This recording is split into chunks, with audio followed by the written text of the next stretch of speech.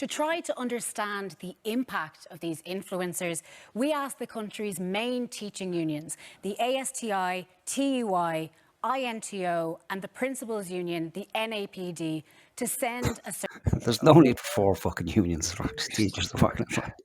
And who gives a shit? Like, you're just listing things at this point that most people don't even know what it is. Yeah, it's like, we asked 4 teachers unions what they think. Nobody fucking cares. We're done with the teachers, okay? We're sick of the fucking teachers. I don't know. I mean, teachers are sick of being teachers because, the good ones are fucking suffering the realities of being a teacher. And then you've got this fucking shit that's making everyone hate them. Yeah, our showed influencer. up in person. Oh, I for was fuck! in a I restaurant don't. in a hotel, Oh, staying with my friend. We were having dinner. it's like she's dying of cancer or something, Yeah. Like, fuck you. Yeah, high trauma intro, like slow motion, heavy music, pulling on the heartstrings of the old folks at home watching. That's suspicious to me, right there. Like, What? that she goes right. So she's in a restaurant or a pub or wherever. All right. Yeah. Just having a drink, minding her own business. Right. And then out of nowhere, this random dude shows up, smashes her head into a table, and through a glass. And then she looks around, sees him, and knows who he is because he's been messaging her. So, like, is he sending pictures of him fucking self? Yeah, I Um, wondered that when I first heard the story. Yeah, or does she know him prior to that? Is it an ex-boyfriend or what's going on? Like, is he a stalker? First off, I have this like Ugh. I just think the color is so nice. It's like the perfect brown. And I think kids these days are much younger being online. Like when I was younger, it wouldn't have started until much later. So I think their brains are being shaped and molded at such a young age. And Oh my god, did we not see the irony in what we're looking at here? Yeah, I know, right? It's fucking thick with irony. It's so thick. Fuck you. Yeah, I know. Like, toxic masculinity figures like men like Andrew Tate's who are like spouting all this stuff, and these kids are listening to that and watching that, and they're so he was in London. He was in London doing a gig, and he was on the tube, and he sat beside 4 Muslims, and he was terrified, fucking terrified. Thought the train was going to blow up, probably because Muslims were blowing up the trains At the time, yeah. there would be a time when people would, 4 Irish lads would get on the tube, looking shifty. You know what? I'll tell a story. Sorry. When my mother was pregnant with me, right, in the 80s, right? My mother and father went on holiday to Portugal, right? And they kind of traveled and slept in the van or whatever. Mm-hmm. When traveling home, they went through England, right? Mm-hmm. And my father had an electric guitar in a case. And they were at a train station. And then suddenly they were surrounded by armed police. And they were shouting, "Put down the guitar case." Because, some fella or woman even fucking picked up the phone to the police, said there's this Irish fella and a woman probably heavily pregnant walking around with a fucking guitar case. It could be a fucking machine gun in there. Yeah. Something. And that's just the way it was, because you know what? There was this thing called the Provisional IRA, and they were blowing up innocent people. It's kind of understandable. Yeah. If you haven't noticed, RTE, ever since, probably for the last 10 fucking years, mind you, but ever since that, I was going to call it a documentary. They see how they almost got me with their propaganda. Ever since that drama on Netflix, Adolescence, RTE seems to have gone full tilt on the whole saving the boy child, that of Ireland. That they're toxic, to the core. They seem to be getting away from that. They've realised that's not really working now. The whole toxic masculinity is too negative. Oh yeah, it's pissing a lot of people off. Yeah. Yeah, exactly. That's why. And they're changing the narrative because people are going, hang on a minute, aren't you the same people who says everybody should be treated equal, and you're inferring that all males are toxic and all, male children are toxic. Well, that doesn't sound very nice and caring and loving. And they're like, oh yeah, well, okay, we might reframe that a little bit. But still, they persist and they continue to kind of re-educate the youth of Ireland, and to ensure that the internet is a safe space, and that we will, eventually need licenses to be able to use the internet so they can monitor us every step of the way. Not that they already don't, but this way they can do it legally, and so they have nothing to fear. And this again is RTE's fight back to regain the viewership, because as soon as they kill the internet or make it uninhabitable, well, then everybody's just going to magically drift back to RTE and all is forgiven. That's just not going to happen. So they have this primetime special. I don't even know what the fuck it's called, to be honest. Right. But they've interviewed 4 men who had succumbed to the depravity of the internet and went down the rabbit hole, fell down the rabbit hole so hard that they bumped into the likes of Andrew Tate. Again, minds were poisoned by Andrew Tate. Joe Rogan as well. Joe Rogan has brainwashed the men of Ireland, apparently. And Jordan Peterson. Joe Rogan and Jordan Peterson. Jordan Peterson has, brainwashed people into cleaning their rooms, apparently, and, taking personal responsibility. In fact, taking on so much responsibility that you can't get off the fucking floor. So, I've no real issue with Joe Rogan. I've no real issue with Jordan Peterson. I've no real issue with Andrew Tate as, people on the internet. Are they all individually full of shit to a certain extent? Yes, just like everybody else. Jordan Peterson, some good stuff to say, yes, but once you start crying every 15 minutes, you can't really be taken serious. Joe Rogan is so popular these days that he is in fact the new kind of mainstream. So we can't really take Joe too seriously anymore. Andrew Tate's done. He's done and dusted. It's been proven that he's a degenerate. All you have to do was listen to him and have, an IQ above 80, and you could figure that out. Is he appealing to young guys? Yes, probably. But these people don't seem to understand why that is. Like, why would somebody like Andrew Tate appeal to young guys who are constantly being told by a certain section of society that they're pieces of dirt, that they're toxic, that they really shouldn't be allowed out of the house? I can't understand why, a hyper masculine figure who is very wealthy would appeal to these fucking guys, but eventually they'll get there and they'll come to the realization that, it's partly our fault, demonizing men and young boys instead of encouraging them, so we're going to hear one of these men. Granted, only one of them had the fucking stupidity within his mind to actually appear on national television and spout this horseshit. The other 3 were anonymous, which probably means they don't actually exist. So we'll come to this guy. Can you guess what his profession is? Plumber? Nope. Try again. Is he in the arts by any chance? He's a musician.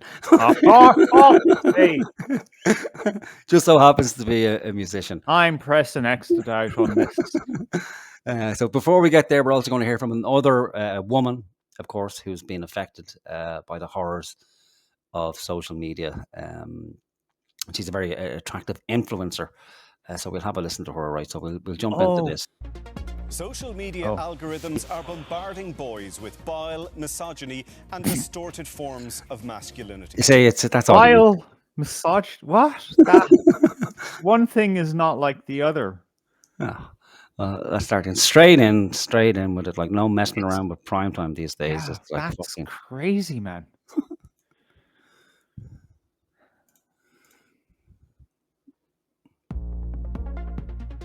Social media algorithms are bombarding boys with bile, misogyny, and distorted forms of masculinity. Tonight we ask what needs to be done to help them navigate away from negative influencers. I don't know what the root cause of it is. I just think it's happening much younger than it was before. Minister for Education and Youth, Helen McEntee, is live in studio to tell us what she wants to see done to address an issue being felt in schools and across society. And what are the solutions here? Key international experts tell us what they think needs to be done.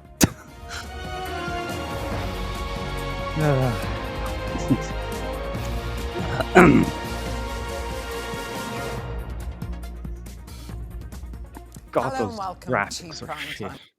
I know, right? But look at this beautiful set. Like, it's good It's to know. interesting. Yeah, it's good to know where people's money is going. You know, Mm. of course, it's just a fucking green screen, really. We did have that article recently from RT implies that they're very unhappy. Yeah, no, we have to look at that after this, Yeah. right? Because it puts it in perspective, man. Yeah, it's very, very unhappy. But yeah, so I don't know. Like, so I've been in the grounds of RT. I don't remember seeing this studio. Like, so that's their gym there. See that building there? Okay. That's where their gym is housed. Could you imagine working in an organization where they have like their own gym? Hmm. To the back of that is their own credit union. Huh. Yeah, Really? their own fucking credit union. Isn't that On incredible? premises. On the Wow. premises, yeah, just for them. And that's the iconic radio tower Right. that we are planning to, take down. Yeah, They live. a They Yeah. Live fantasy. We will fulfill the They Live fantasy.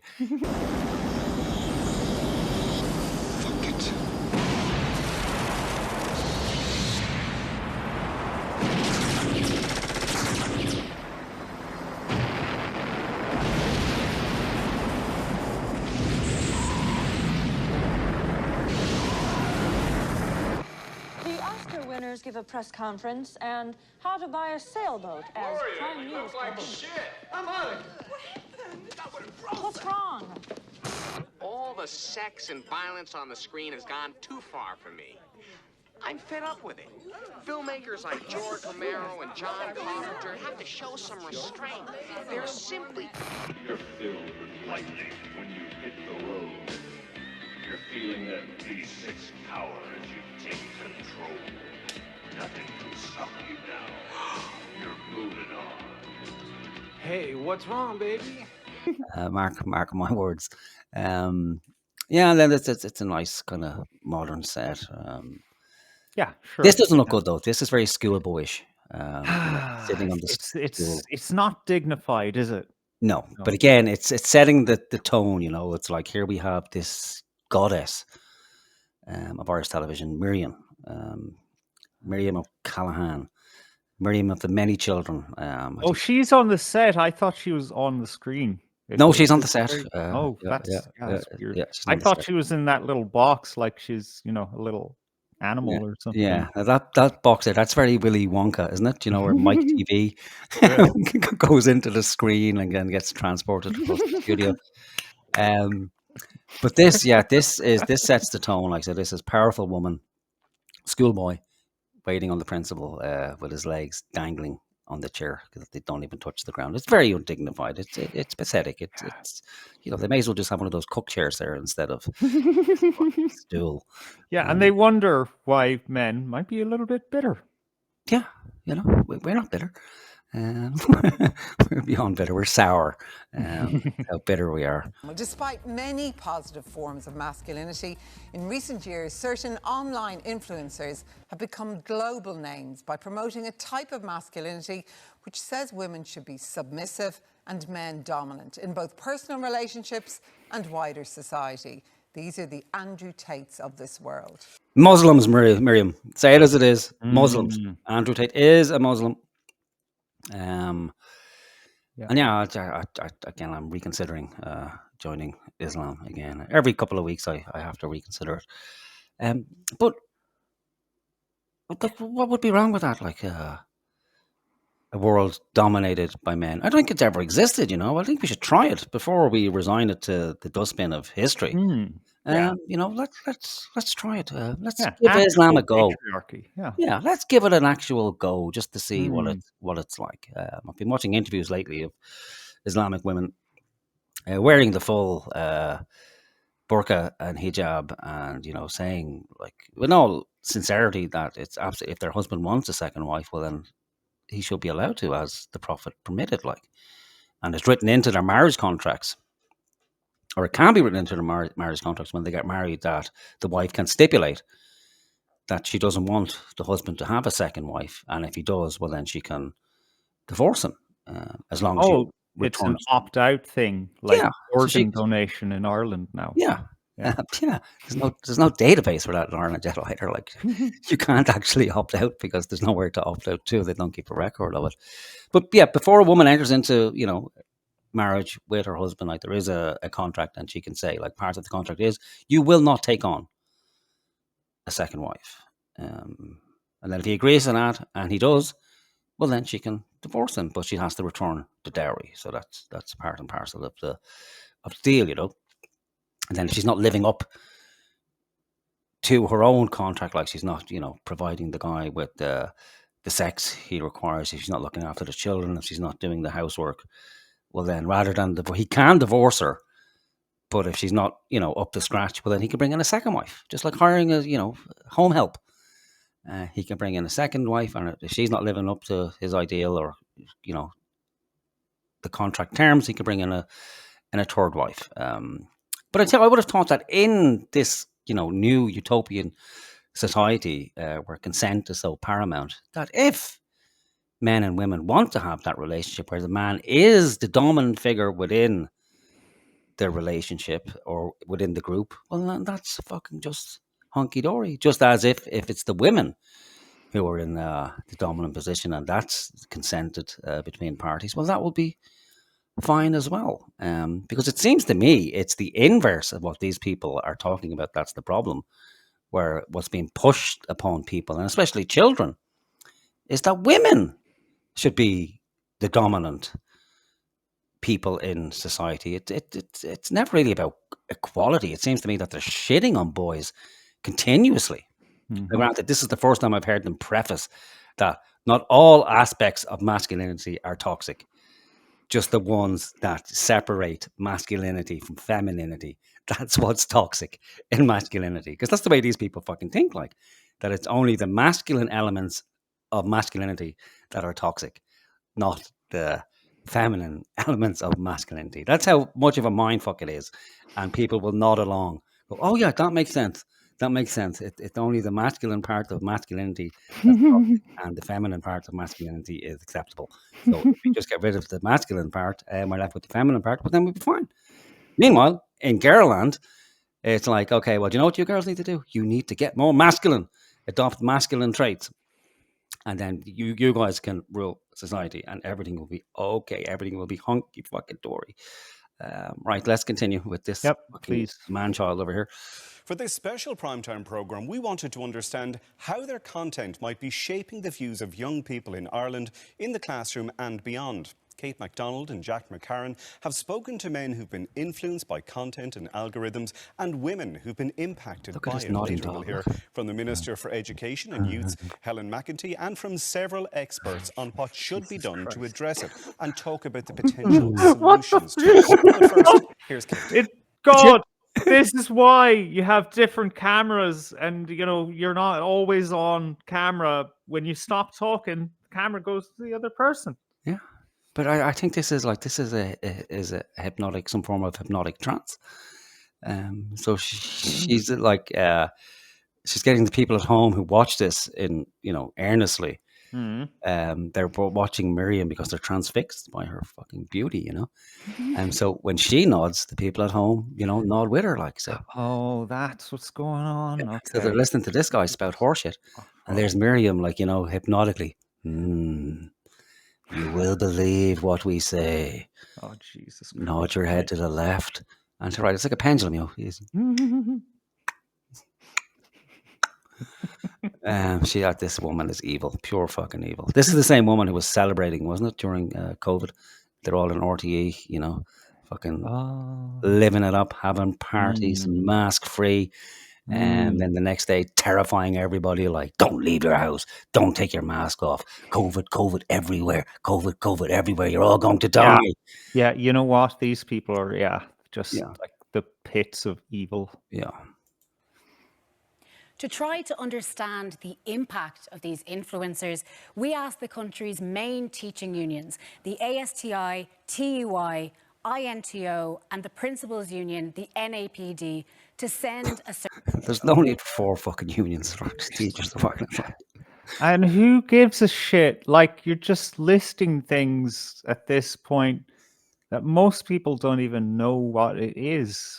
Yeah, it's like, we asked 4 teachers unions what they think. Nobody fucking cares. We're done with the teachers, okay? We're sick of the fucking teachers. I don't know. I mean, teachers are sick of being teachers because, the good ones are fucking suffering the realities of being a teacher. And then you've got this fucking shit that's making everyone hate them. Yeah. That's what I mean. Like, like teachers are, teachers are still people, but we're sick of, state teachers. We're sick of these fucking, people who just can't actually impart their knowledge and wisdom and skills onto the children, because you can't be a teacher if you're a dummy. Like, it's not like you can just choose anybody out of a crowd and go, okay, you're a teacher, you're a teacher, you're a teacher, you're a teacher. You have to be particularly fucking intelligent. You have to be particularly bright and particularly committed to do the job, right? Because it's not an easy fucking job. Like most jobs aren't. You need certain skill sets. You need to be inspirational, and you need to actually be intelligent. And the problem is there's no freedom for the teacher. And then these unions are captured, ideologically captured and open to it, because, it all comes from the top down, from the Secretary General. And these unions, if you've ever listened to any of their conferences, it's the same woke shite that we hear everywhere fucking else. And it would be no difference if it was, far right shite coming from the top down. It has no place. It shouldn't have a place. They all get their knickers in a twist about religion in the classroom and this, that. Like, ideologies have a place in the classroom. Religion is the least of our fucking worries at this stage. Okay? Having Christianity in the classroom is like, let's panic. That's okay, okay? Because what we can't have in the classroom is it's okay to cut your tits off. It's okay to chop your nuts off. Every sort of sexual degeneracy is okay. And if you disagree, we're going to isolate you and reprogram you. That's a bigger fucking problem, okay? And do you see like the parents' union there anywhere? I don't fucking see it. No, teachers union, principals union, which sounds like a department of the fucking LAPD, like, terrifying name, NAPD. It's like, where's the knock on the door, like, and the fucking dramatic music, dun, dun, dun. NAPD, open up. We're here for your children. We don't need to hear any more from the fucking teachers unions, okay? It's like they have it easy. Like, let's hear the children's union. Ask the children what they actually think. How about, ask the children a fucking question. How about ask what parents want? Not like what teachers, want or what they think about, and these are the questions, all loaded questions, like every fucking thing. Anyway, let's listen. Shit pisses me off. Why do they even put this crap on? Survey to their members. Responses were anonymous, so should be seen as more indicative than definitive. But over 1 week, 1,200 were submitted. 100 respondents said they worked in primary, and the rest said they worked in secondary schools. The questions were multiple choice. Yeah, I know. Some work in one type of school, and then the others work in the other type of school. Yeah, I know. Astounding. Like, I was shocked. Wow. And the gravitas that it's given, Yeah. Like, this is groundbreaking news. Like, she starts off by saying, okay, you shouldn't really listen to this study because it's a horseshit study. It doesn't really prove anything, but it's kind of indicative. It's more of a chat in the canteen, really. We asked a couple of random people, random questions that really don't mean anything. There's no way of controlling this group or this survey. So it's not actually quantitative at all. It's just a qualitative survey, which is 90% of surveys in Ireland by the left, because it just gives you a general feel for things, and it looks scientific, but it's actually not, and it doesn't mean anything. It's just a way of getting a point across and having the appearance of being Legitimacy. factual. Yeah, Yeah. it's a nonsense. Like, so. And the way she's presenting this is like, we just fucking found it, guys. The cure for cancer is here. Yeah, Finally. No, fuck you know, off. teachers, some of them are from this primary schools, secondary schools. Some of them are male or female. You discovered 98% of them are female and 2% of them are male. Groundbreaking fucking undercover reporting, as usual, from RTE. And it's good that it says LOL, LOL. Head, like, and I think she's only got one tit as well. I think she's had a mastectomy or something there, or maybe she's donated one of them to a trans person. She's waiting on the other one to come through in the post or something. With the option to agree or disagree on each question. So what did the responses tell us? 87% said that the influence of such content on students I don't concerns them. fucking care. I know. Again, Can we just skip this shit? I want you to watch it. I want you to watch it because I don't know if you've noticed now, like, but there's been 3 camera changes already, like, and there's no need for it. Like, she's just standing there. So we started off with a low shot on the ground, then it switches to a right pan. Now we're back to the kind of low camera angle. So where else do you think they're going to spend all our money? I know, right? There's got to be like 15 fucking cameras in this studio. So we can ignore the stats because they mean nothing. They're all nonsense. Like, are you concerned? How concerned are you? Are you very concerned? Are you slightly concerned? Are you, More than half, 56%, said it's very concerning. So let's just, there we go. There's always been types of content and behaviour in schools that has concerned people. But social media is now amplifying new voices to younger people. So are things getting worse? 78% said yes when asked about the last 5 years. The next question, who is it having an impact on? Over 2/3 said they had witnessed at some point concerning comments directed towards female students.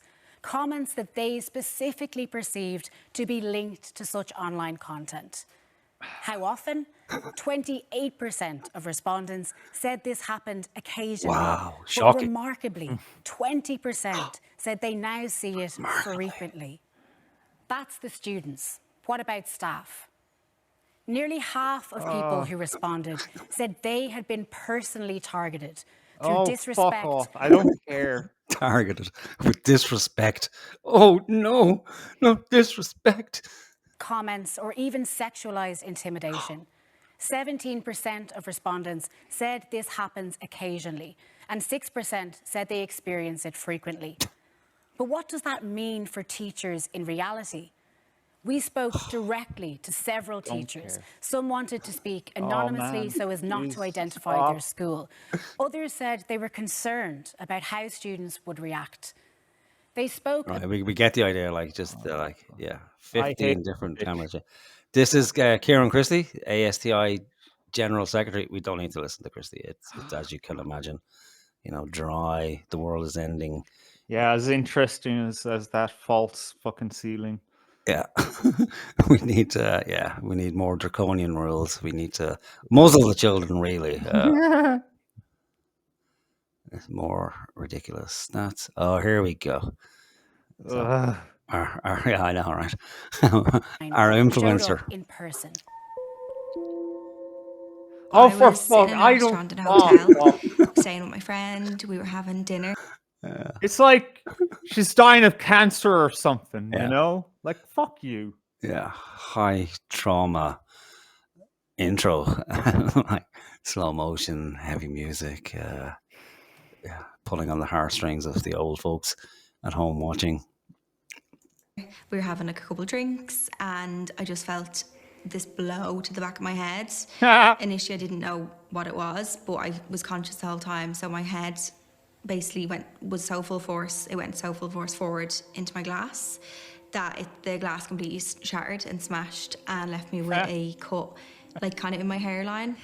So I looked over to my left and I could see him standing there and straight. Are you okay? Oh no, I'm just. So suddenly I'm having a good time. I don't know why. I don't know. Women getting their heads smashed into tables. Yeah. I knew who it was from, he'd been messaging me in the past online. Now that's suspicious to me right there. Like, What? so she goes right. So she's in a restaurant or a pub or wherever. All right. Yeah. Just having a drink, minding her own business. Right. And then out of nowhere, this random dude shows up, smashes her head into a table, and through a glass.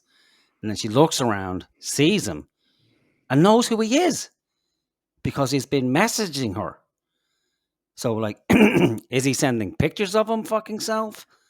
Yeah, I Um, wondered that when I first heard the story. Yeah, or does she know him prior to that? Is it an ex-boyfriend or what's going on? Like, is he a stalker? Because generally, if somebody's stalking you, you don't get into a back and forth messaging with them, you know. No. Or at least I fucking wouldn't, and especially if I was female, like, and you know, there's guys out there sticking their dicks into washing machines. The last thing I'm going to do is, you know, start getting into a back and forth with random guys sending messages, and it will become apparent fairly quickly if the guy's being creepy, you know. So, you know, and again, like, how would he know where she is, like, so unless he's, you know, physically stalking her. So we'll see anyway. We'll see if we can, you know, garner anything further. And who takes what's about taking pictures of yourself in the fucking emergency room? It's supposed to be a traumatic experience, like. But again, it's because they're influencers.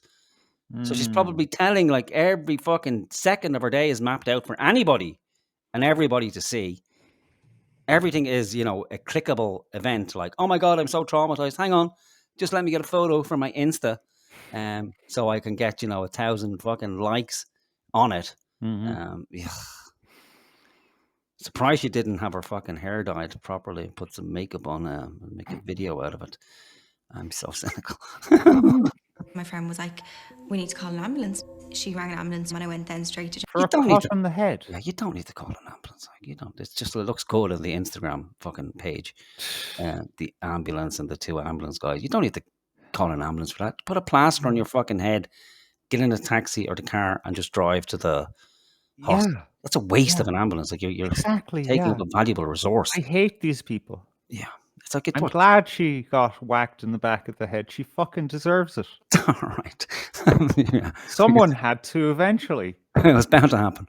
Yeah. I believe his name was something Gallagher or something. Yeah, okay. James Hospital and got some stitches. He was able to walk out of the restaurant of his own accord and was called in later on then to the guard station. They had him then that night, and then within, like, I think 4 hours of me being back from the hospital, I got back at like 5 a.m. Then that morning at like 9 or 9:30 giving a statement about what happened. Okay, that's, yeah, that we expect. There's that men would still happen. that comment on my profiles and say he should have hit you harder, or like he should hit you again, or someone should, like, things referring Should have to that fucking attack. killed ya. How do you like that one? We still don't know what happened. Like, why? Well, what's the story? Like, who is he? Like, why did he show up? What Details happened? don't matter, Morgan. Yeah, is he a jilted lover? Like, or what is the issue that people are being mean to you on your Instagram for no fucking reason? Like, And it's just like, how can someone be so sick and have that mindset when it comes to something like that? It's just a really scary time afterwards to just not You feel know what? safe Crazy anywhere. people exist, right? Always have done. They're all over the fucking place. Okay, great. Lovely news story. It's very sad for you. I'll fucking add you into my prayers when I'm praying for the fucking Palestinians, the Ukrainians, the fucking Armenians. Fuck you. First up, I have this like, Ugh. I just think the colour is so nice. It's like the perfect brown. And I think kids these days are much younger being online. Like, when I was younger, it wouldn't have started until much later. So I think their brains are being shaped and moulded at such a young age. And there's, Oh like, my God, did we not see the irony in what we're looking at here? yeah, I know, right? It's fucking thick with already. It's so thick. Fuck you. Yeah, I know. Like, you know, toxic masculinity figures like men like Andrew Tates, who are like spouting all this stuff, and these kids are listening to that and watching that, and they're seeing comments. Like, it's, people think it's so minor and so small, it's just a comment, like you can brush it off, but they're reading that and that's instantly saying to them, that's okay for me to post. If they can say that about that girl, that's fine. So it's just all the little things turn into the big things, and they build up and turn into really major moments.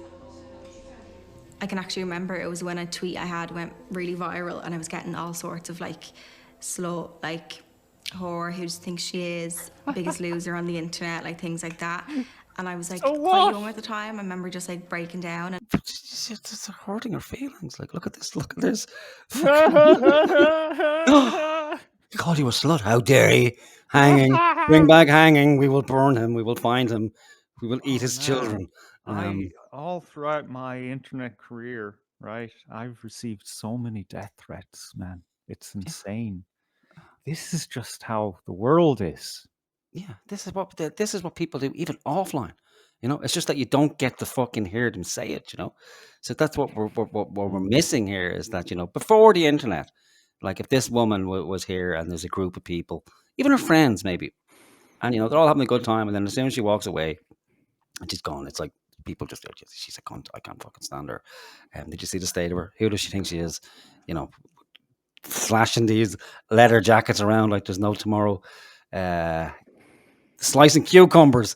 What a whore. What an absolute whore. Slicing cucumbers in her kitchen. I mean, that was kind of deliberate, surely, wasn't it? Yeah, because what we'll do now, we'll have a look at her Instagram page, and we'll see if, you know, showing nice leather jackets and a wholesome image of slicing cucumbers. Take away the sexual, you know, reference and associations with a cucumber. But it's a very wholesome picture of this poor, young, innocent child almost, just showing off her fashion, her, you know, her girliness. She's destroying the minds of women. Yeah, I know. It's like this vacuous fucking nonsense of makeup, lip gloss, things to make you feel happy. You know, if you apply this moisturizer on your face, you will be young forever, and you will feel so great about yourself because you look 17. And this jumper will make you extra happy. This is not a paid advertisement. Yeah. So again, poisoning the minds of children while she bemoans the minds of children being poisoned. Incredible. It's incredible. And you know what? Sorry, this has to be mentioned. Another crime that I can't forgive her for is, did you see her with her fucking makeup on? She looks like a fucking scarecrow. She looks 10 times fucking more hideous than she does without all that shite on her. What is she doing? Is she deliberately sabotaging other women's sexual potential? You know, is this some kind of woman thing, you know, to like bring other women down so that she has more access to the better men? Because it's hideous, man. This makeup, this style of makeup, where does it come from? Who is it in service to? Yeah, you can't look in the mirror and think, oh, that actually looks nice. And, you know, there's no indication that men find that attractive. No, so what is it? It's where I think it's a combination between, like, it's the porn industry, because I've noticed in the last kind of 10 years that the makeup women are wearing tend to look more and more like porn stars. So I'm told. Now, I've never seen a porn star. So I've seen artistic representations of them, moving pictures, also known as movies, porno movies. Yeah, I've watched a few porno movies, but they look more and more like porn stars. And then I think it's the fashion industry, which is very heavily influenced by homosexual men who generally, you know, don't like women so much so that they won't even have sex with them. So it's their idea, and this tranny thing as well. So the new kind of standard for female beauty seems to be this weird mix of, you know, porno star / transsexual with a sprinkling of fairy dust on top of it. The sparkly, maybe that's where the sparkly lipstick comes in. But it's very fucking weird. Like, so, you know, I can understand how, you know, a bit of makeup will enhance a woman's beauty. Yep. But this is this is like transsexual makeup. Like when the women take their makeup off, they look nothing like they look with the makeup on.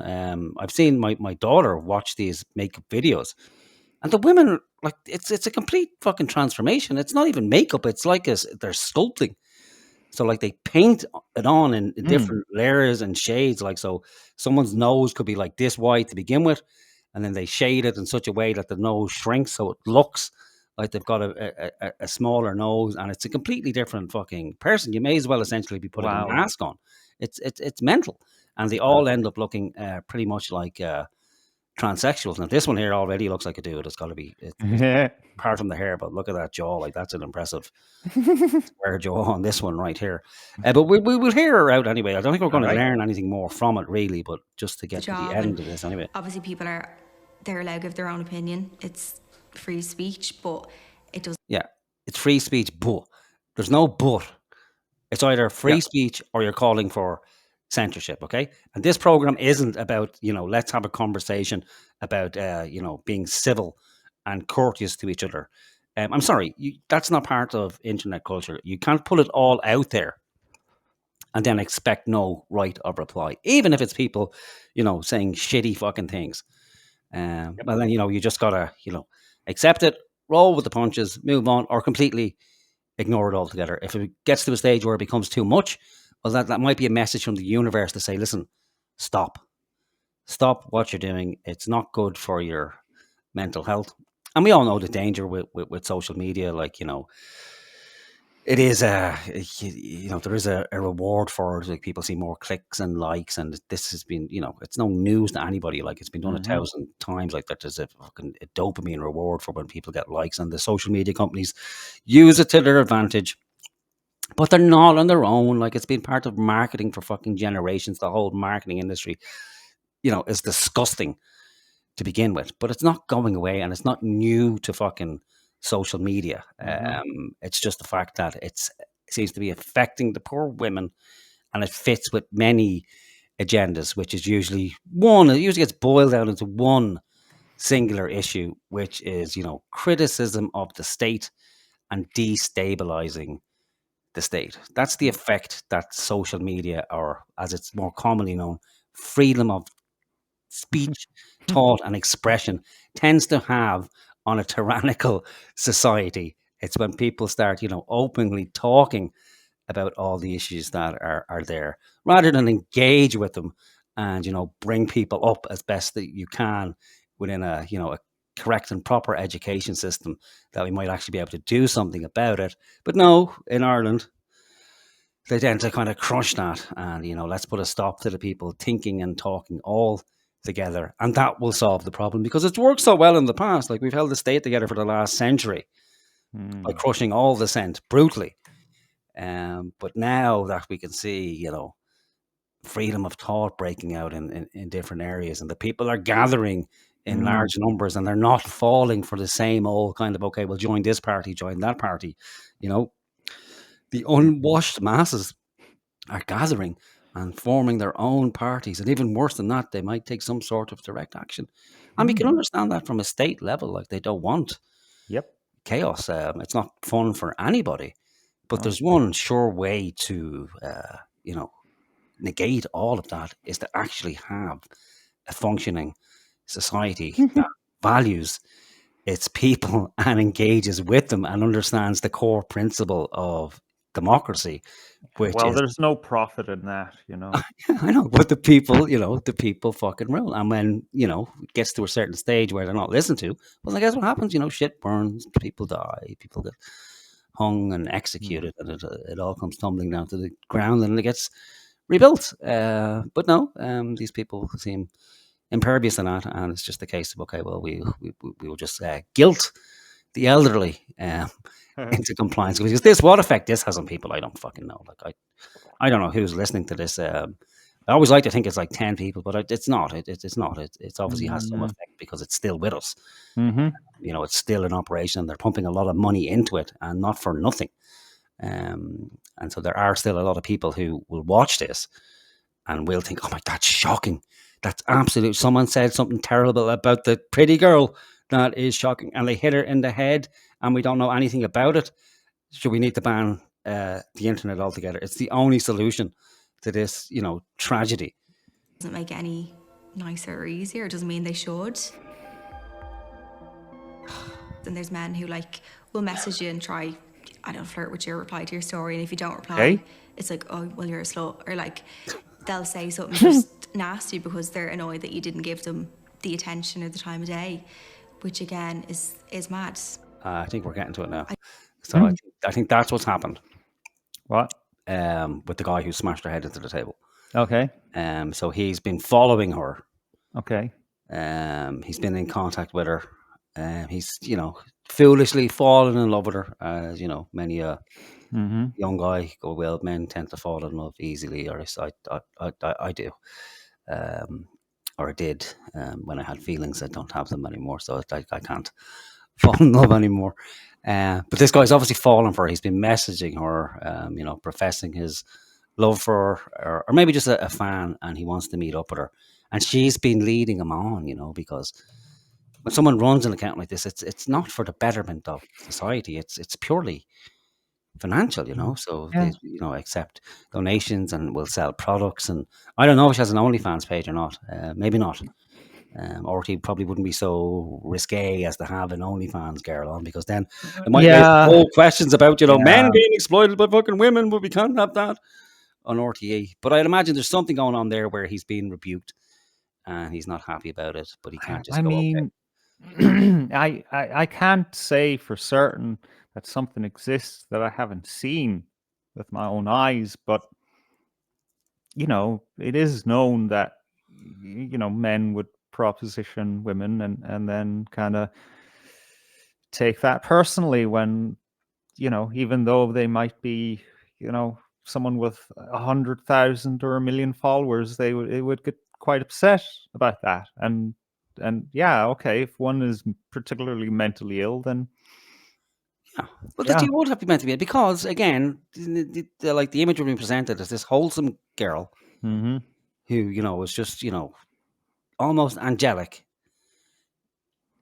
just putting out simple videos about fashion and cucumbers, how to slice a cucumber, and that's it. So what kind of crazy fucking guy would get it into his head that this girl is sexually available?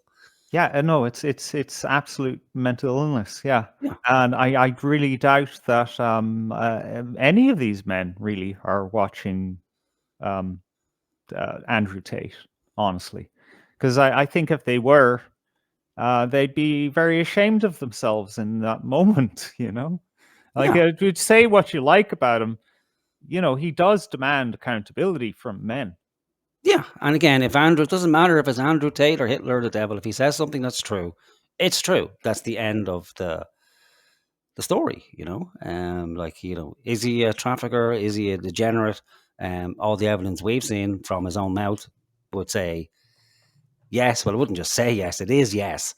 Both he and his brother have admitted to human trafficking and profiting off through prostitution. I think the only question that really arises through that is, okay, well, was it consensual?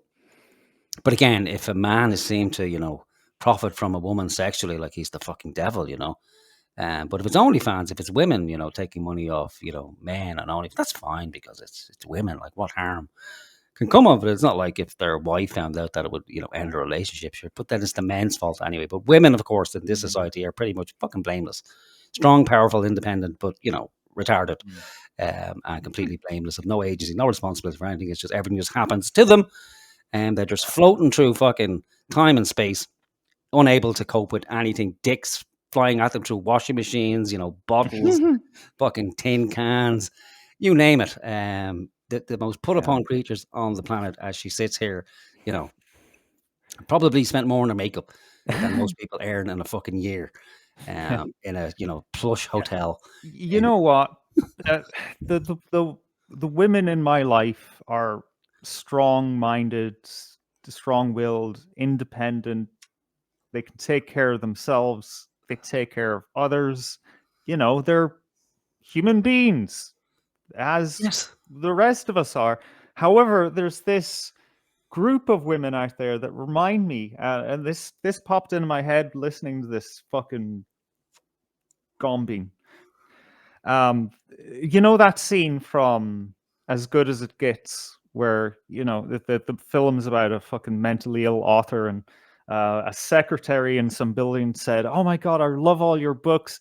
Tell me, how do you write women so well?" And Jack Nicholson is the actor, and he says, "Well, I take a man and I take away reason and accountability. Yeah, pretty much. This is this type of woman. This is just a child for the entirety of her life." Yeah, exactly. No sense of responsibility. And again, the women in my life are pretty, sane Yeah. women, capable, independent, and especially my wife. I could be, happy in the knowledge that if I kick the bucket in the morning, that she'd have everything covered. She would be Yeah. absolutely fine. She doesn't really, need me in that sense that her whole world would fall apart if I was to die, and vice versa. It'd be obviously a tragedy for a while, but everything would continue. But for this subset, these creatures, it seems like they are incapable of any level of responsibility for fucking anything, and the most delicate creatures on the planet as well, and the most easily offended. It baffles fucking Easily duped. Yeah. belief. Look, if you're fucking putting your hand into a washing machine and grabbing onto a dick, Yeah. and you can't handle that situation, then maybe patriarchy is actually for you, and you need to stay at home at all times unless you have a man with you, and you wear a burqa because God forbid a man looks at you with interest. You might have a mental breakdown. So we need to protect you from that for your own good. Maybe there has to be some kind of exam, to keep it equal. We'll Yeah. put men through the ringer as well. But in this case, for women, you go through an exam. Are you a fucking retard? And if you pass the test, then you get to live a normal life like the rest of us. But, if you can't actually just, handle your own shit, then, it's into a halfway house for you or something. Yeah, well, that's it. I think that washing machine test should be standard for any woman going into any position of power.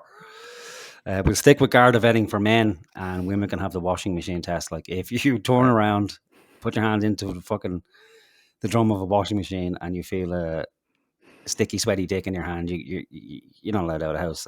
You're simply, or you can't have a position of power. It's that fucking simple. I don't know what the root cause of it is. I just think it's happening much younger than it was before, and people are just, they have these words and this information much younger, and then their brains are being shaped by it all, which is scary. I'm scared for like the younger generation, definitely. You're like the fucking Nazi Charlotte. in Birkenau, and you're thinking, why does this Holocaust keep happening? All these Jews just keep showing up, and I have to kill them. What's going on? All right, we'll have a look at her Instagram fucking account. Yeah, please do. Because I need a break from RT. Yeah. Okay. Where's the fucking bookmarks on? Okay, there we go. Now, where's she? Charlene. Okay. Did that page come up there? Yeah. Yep. Okay. All right. So this, I can't That's see it. Any fucking Instagram. Any fucking Instagram. Oh, you're so fucking special. Yeah. But so what have we got? Tits. So this is labeled as beach makeup. Yeah. So that's look at her tits. Some makeup. Okay. Actually, you know what? If we go to Grok right now and type in, generate for me an image of a screenshot of a standard woman's Instagram page, I think it would be identical to what we're looking at now. Yeah. This is men's fault that women are presenting themselves like sexual objects, like sluts. That one on the right, the top right. Yeah, I know. Right? I wanted some, independent verification, so I asked my wife to look at this picture. Well, before I asked my wife to look at this picture, what I said first was, I'll be honest. I said, listen, just in case you're rooting through my computer and you happen to see this page, this is a bit for the show tonight. Right? So I just had to get that out of the way because, stranger fucking things have happened. So I said, when you look at this photograph, what do you see? And the words out of her mouth were, cum shot. That's what it is. It's a point of view cum shot. There is no other reason for this photograph to be taken. He's So, guiding her head towards his crotch. yeah, That's it. what's going Yeah. on. No, so Yeah. that's it. Like, so that's the A fucking a Down syndrome child could tell you what's going on in that there. photo. Yeah. Yeah. And then, she wonders why people might, go, oh, you're Why are young boys getting all these weird ideas about women? yeah, I don't Huh. know. It's like they're treating me as a sexual object. I don't understand it. I'm presenting myself as a sexual object, but I don't understand it. Why they're treating me as a sexual object? I can't understand it. Now, it doesn't mean you should have your fucking head plowed into a table and be split open. Well, I don't know about that. Okay, well, maybe you can make that argument. Personally, I don't believe it should be that. But if you got on, well, maybe we'll come to an agreement. If you run an Instagram page like this, and then you go on national television and bitch and moan that people are calling you sluts, well, then on a weekly basis, you should have your head plowed into a table until you actually need an ambulance.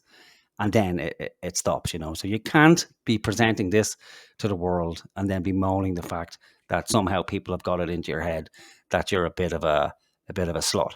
But the world we're in now is where we live in the world of slut walks. So it's okay. It's supposed to be okay for a woman to, walk down the street with her tits out. Yeah, with your tits out. Essentially, stop, pause in the center of the street, whip out a dildo, and bring yourself off in the center of the fucking street, and then people aren't supposed to bat an eyelid. It's like, oh, I'm sorry for looking. I'm sorry for sexualizing you. I'm sorry for treating you as a sexual object as you masturbate outside the GPO. I do beg your fucking pardon. And so we'll continue on just for research again. Titties, titties out. What she's selling a bikini? Is it? Okay, maybe. Am I the only person within earshot of my words right now? Like man, sorry, in earshot of my words right now that has absolutely no interest in this woman or anything that she's doing. Like, am I gay and I haven't figured it out? Possibly. Yeah, after all these decades. Yeah, possibly. Well, you see, it depends what you want in a woman. But this would be, so she's an okay looking woman, like. So she has tits, she has lips, and she obviously has taken a couple of loads on her face. Yeah, she's looking very youthful. Yeah. Yeah, which is environmentally friendly because it cuts down on toilet roll. Having to wipe it off her face. She'll just yeah, ladies swallow. Yeah, save the planet. Exactly. Yeah. And so again, tits. Again, they look eating a juicy melon. Yeah, like or peaches, is it? Yeah. Look, come on. Don't fucking tell me that she's not, inducing people by, sucking on a juicy peach. And then who eats a peach like that? Who eats a peach like that? Come on. For the love of God. Nobody fucking blowjobs a peach. Ugh. Okay. Maybe selling a handbag. Again, ice cream. Phallic. Half naked. Yeah, this could be essentially, this is like the equivalent of soft porn. This used to be soft porn. So this is what you used to get in a kind of downgraded version of Playboy magazine. But now, like you said, it's just the average. Yeah, look, it's... Which is soft porn. A lot of OnlyFans models that I've noticed, this is how they advertise. It's a wonder she doesn't have one. Yeah, like why not? You've already kind of lost all your dignity. Yeah, what's this? Sucking on a hairy coconut. Oh my God. Yeah. And who does this woman think she's fooling, and who does RTE think they're fooling? See, but they don't. Fuck you. Yeah, so they don't think that anybody's going to, okay, well, let me just have a quick check, like who this woman is, Yeah. what she's about, what she's getting up to. It's like, no, let's present the wholesome image of leather jackets and cucumbers. Like, yeah, okay. Oh, is Again, that? Oh my God, she's appealing to pedophiles. yeah, dressed like a child. Can we see Oh what my this is? God, you are the ruination of society. Yeah, and they wonder why. Did I pronounce society properly? I can't I see got what that says. Is it? dropped. Can you make that out? What that says? No. No, not at all. Let me zoom back in. I'll use my own magnifier on your magnification. No, it's too pixelated. Yeah. Zoom in there. Okay, hang on. I think I have the fucking No. magnifier as well. Let me see. Oh. That's a love heart, right? Yeah. Where's my magnifier gone? Oh, you have the extension for magnification. Yeah. No, it's gone. Fuck it. Yeah, or start it there. No, that's just the general magnification. No, it doesn't work. Right. Okay, Well, I figure mean, it it out. doesn't matter. I mean, Yeah, it doesn't general really matter, does idea. it? Yeah. So again, it's a, Yeah. she may as well have a lollipop in her fucking hand. Yeah. And it's heart shaped, so it's it's like that's the most unsexual photo ever in her. Yeah, it's no place there, really. So that she's an anti. Okay, these are kind of, Jeez, if this was my aunt, I'd move to a country that doesn't speak English, like okay, that's fucking Inner Mongolia. same again. Then, except as a woman, isn't it? Yeah. Are they tampons? What the fuck is going on there? I mean, I guess depends. Maybe she's probably selling them like it. Again, it's whatever is advertiser pays her. I think she's a spokesperson for Centra or Super Value or something like that. God knows fucking why. Wow. You know what? Let's look that up. And I'm not going to tell people to do this, but I will personally complain. I think it's disgusting that they have this woman as a spokesperson. Yeah. So, you can imagine. So she's bemoaning the fact that, young boys, teenage boys, I imagine, are, going to her Instagram, seeing this, maybe, expressing an interest in her, being, childish, thinking they can be her boyfriend or something like that. And then when she says no or doesn't respond to them or ignores them, they get upset and then like, oh, you're a fucking slut. Meanwhile, she is perpetrating the image of essentially a vacuous slut and teaching young girls, okay, well, this is the way to be dressed like a prostitute, really. Get your tits out and you can, earn a good living. But that's fine. That's empowering these days for women. And if you criticize it, you're a monster, some sort of, male demon. Right. I don't know. The last few rows of photos aren't, well, except that one in the middle, aren't, sexualized. Yeah, some of them are wholesome, but yeah. Yeah. So what happened? She went on RT and then turned into a slut.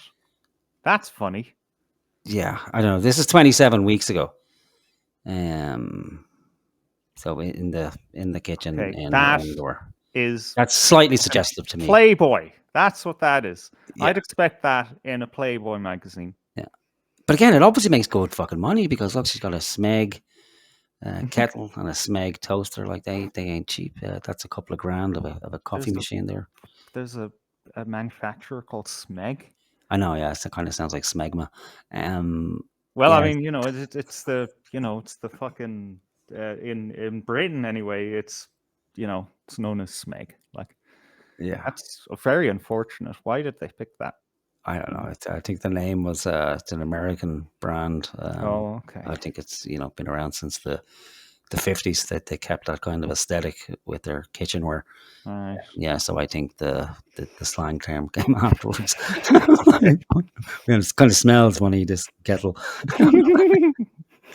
Yeah. Okay. Vogue magazine. Yeah.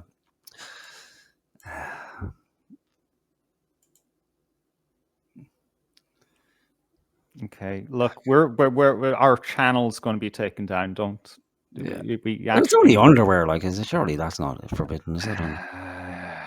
Man, you'd be surprised, man. Okay, we get the idea. Okay. That's her boyfriend. Her boyfriend is another influencer and All right. football player. Okay. So he Well, plays well done you. yeah, he plays for some Irish team. I think Shamrock Rovers or All something right. like that. Okay, right. We should go say goodbye to Charlene. Okay. Right. So we got back to prime time. Mm-hmm.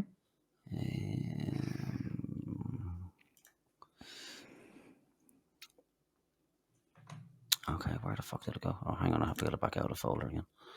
Yeah, you're right. The software is a bit shitty. Can't really load them up in advance because then they don't work properly either. Like so. I don't know why you're having that problem. I don't have that problem. But there's certainly fucking problems with Restream. I'll give you that. Okay, prime time.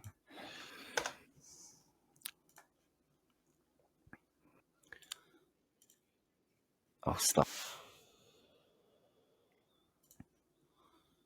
Can you remember what time we stopped? That was around the 20-minute mark, was it? I think.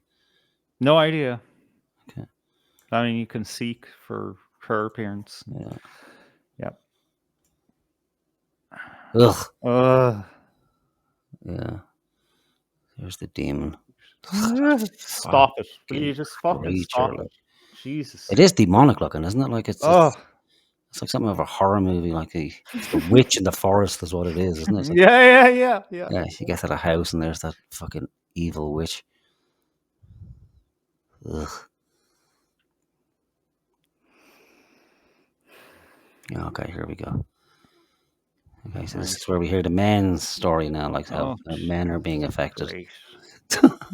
Lovely. Yeah, well, as you say, Fran, I spent probably the best part of 2 months chatting and interviewing men who say and who told me that their worldview was shaped, at least for a time, by some of the content that we've been hearing about this evening. And for some of those men, it starts with rejection. For others, they're looking for a sense of guidance or a sense of direction in their lives. Or for some, like Rob, who we're going to hear from in a moment, it starts with grief. And it's in those moments of vulnerability that the content feels like it's offering answers, like it's helping them. But the more the message shifts... Look at this guy. This is how lazy they've become. Like, he has his fucking script and his notes in his hand. Like, have you noticed? Like, he has his notes in his hand. Like, either he's retarded, which I'm kind of getting that sense from. Anyway, he kind of has the energy of a GAA fucking commentator or interviewer. Dougal McGuire. Yeah, or they are truly broke where they can't just put the fucking teleprompter behind his head off shot there. Like clearly, well, they have to have a teleprompter because clearly earlier the female was reading from a teleprompter, but this poor cabbage had to bring his notes on stage with him, and it's not like he looks down at them once or twice. Like he's actually reading verbatim from his grief. little and it's in script. those moments of vulnerability that the content feels like it's offering answers, like it's helping them. But the more the message shifts, it stops being about building yourself up. And maybe he's just nervous. Maybe he's not a rodeo. Do you think?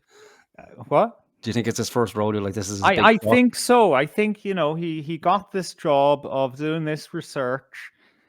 And they were like, well, we have to present this somehow. Do you want to give it a go going on camera? And he'd be like, I don't know. I worked in this office. Nobody knows who I am for the past decade, like maybe not.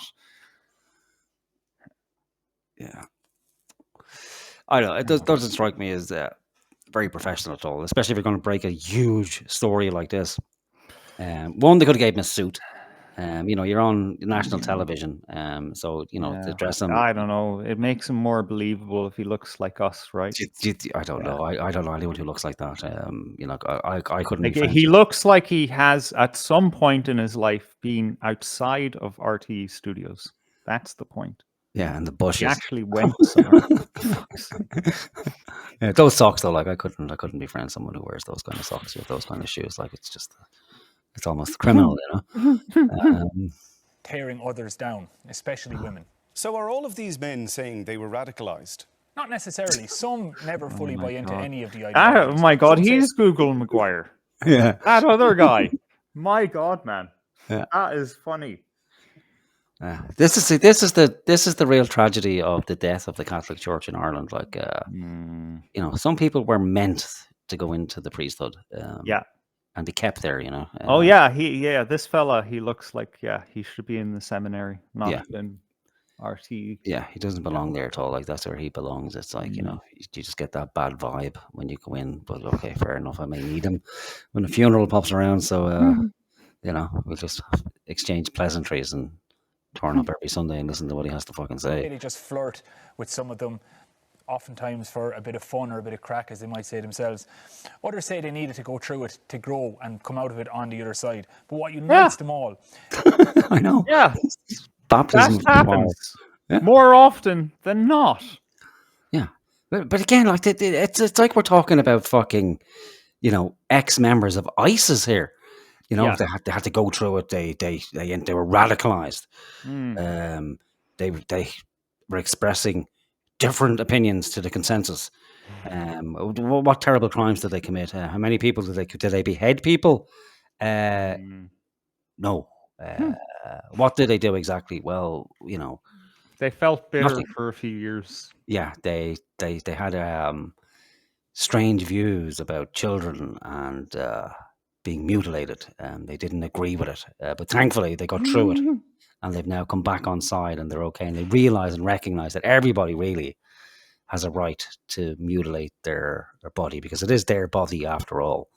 And as long as people are happy, well, that's okay. Just don't comment about it ever online because it's far too dangerous. You might hurt somebody's feelings and cause them to commit suicide. That's how serious the issue is, you know. Is that they all saw how these ideas suddenly take hold and how normal they seem online. And that's why experts call this a funnel. What's worth pointing out as well, though, in some cases, men I spoke to said they actually saw benefits from some of the messaging that's coming from some of these influencers. Messages around personal development, messages around discipline. But they all recognise how those same messages can become a gateway to more rigid and more harmful views, particularly... The gateway argument. Yeah. What do we go? Joe Rogan is the hash, is he, of the drug world.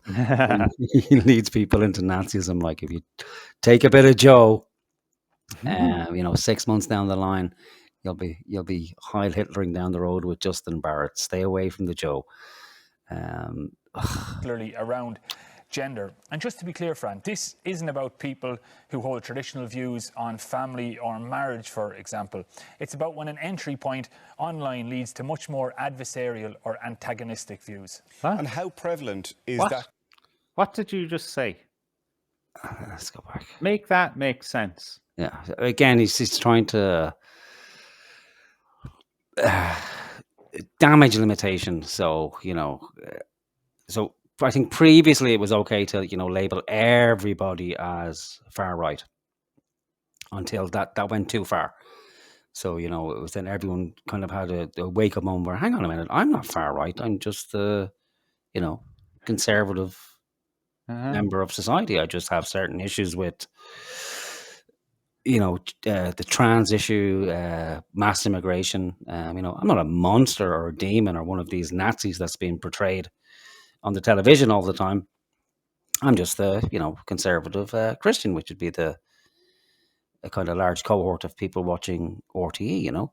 So now what this guy's doing, like, so he's kind of appealing to the listener at home. I think, no, I'm not talking about you guys listening at home who would have conservative views. I'm talking about these wild, crazy fuckers in internet land who are, you know, plotting to do what I'm not entirely sure what, you know, dastardly underhanded plan is happening in the bowels of Irish society, where it is going to be an uprising on Tuesday, you know. But you know, apparently it's so dangerous that it has to be crushed. Like it's the algorithm, really. That's the problem. It's the dastardly algorithm, and these far right corporations like Facebook and X and Instagram, plotting to turn everybody into Nazis. Kind of thing when it comes to what they've been seeing online. Well, it's everywhere, really. One of the experts we spoke to as part of this programme, she's been studying this stuff for the best part of a decade. And she said when she started out, most of this type of content was only appearing on obscure forums. But now it's everywhere. It's on TikTok, it's on Instagram, it's on YouTube, platforms that teenagers are using on a daily basis. And the main thing to remember here is that the algorithms amplify this content. So even if you don't want to find it, it may find you. Yeah, the algorithm is out there hunting you. While you sleep, the algorithm is awake, searching through your drawers, searching through the inner workings of your mind, finding things that you have an interest in, even things you don't have an interest in. The algorithm will create new interests for you. It will find you. The algorithm's name is Liam Neeson. I will find you. I will kill you. Like, fucking hell, like, they're only missing a bit of ominous music in the background, like, to get the heart rate up. And for most, it's quite difficult to get away from, to get out of that headspace of negativity. And one of those who, thankfully, did was Rob Mulhern, a musician from Gweedore in County Donegal, who first turned to online self-help videos to help him deal with the grief he felt after losing a close friend. Yeah, that's what I do, when one of my close friends dies. I turn to self-help videos on YouTube to help me get over the pain, I don't know. That was couched in a very odd way, right? Yeah. I mean, like, you just, I don't know, see philosophy tube videos show up on YouTube. Oh, how fucking Schopenhauer or fucking, Nietzsche or whatever is, this, his thoughts on this or that. Oh, I'll click on that. And then I guess what he's arguing is the philosophy tube to Andrew Tate pipeline. You're just trying to understand the world, and then suddenly, you're a sexist bigot. Yeah, Nazi. Okay, well, I suppose an argument can be made for that, but then the argument can be made in the opposite direction. Well, yeah. Look, it's also in any direction. It's depending on your culture. A lot of people will take a drink, and drinking may start in the teens, generally in a lot of cultures, and most won't turn into alcoholics, but some might. Yeah. It's just, there's a reason that particular person has been ensnared by a problem. Like a lot of, same with drugs to, as I think the similar extent. Some people will just develop long-time drug problems. Why is that? Can we question that instead of moralizing against it? Yeah, exactly. And again, it assumes that people are fucking dummies. That there's, we have to protect people from certain types of information. That's dangerous to their health. But these fucking guys here, like, they're immune to it. And they have the right speech and the right thought. Like, all the thoughts these guys have in RTE and those morally superior beings are safe. They couldn't be, captured by the algorithm because they're immune. They've been vaccinated against the algorithm, so to speak. It just can't infect them whatsoever. But everyone else is just too fucking retarded, too stupid, too malleable to be trusted with the information and come to their own conclusions. They have to be protected at all costs. And the only way to protect people is to keep them away from it altogether and just have the single source of truth that is RTE. Because everybody trusts RTE, don't they? They just present everything in a non-biased, factual manner. No manipulation, no trickery involved at all. Which is as is evidence from this beautiful piece that we're watching here. Yeah, and the pipeline. Where does the pipeline end and begin? So what's being presented here is, the death of a loved one. So we go from self-help to, well, this guy will tell us therefore we go from self-help to Jordan Peterson to Joe Rogan, then Joe Rogan adjacent figures, and then eventually full on Hitler adoration. So that's one pipeline. Where the other pipelines go, there's a Stalin pipeline and a Mao pipeline and a Zionist pipeline and another pipeline and another pipeline. And the only solution is to get rid of the internet. That's what it boils down to. Get rid of the internet or get rid of the algorithm. We need control over the algorithm. They want control over the algorithm. The Muslim pipeline is okay. The only guy who seems to have a handle on the pipeline is the fucking Gallagher guy up in Donegal. Like, so that's we need to get somebody to hold the pipe. We need to get someone into RTE, put their hand into the fucking washing machine in RTE, have a feel around, grab the algorithm, give it a good give it a few hugs, and then send it to sleep. Fuck me. And he quickly found himself pulled into something much darker, and he decided to tell me his story.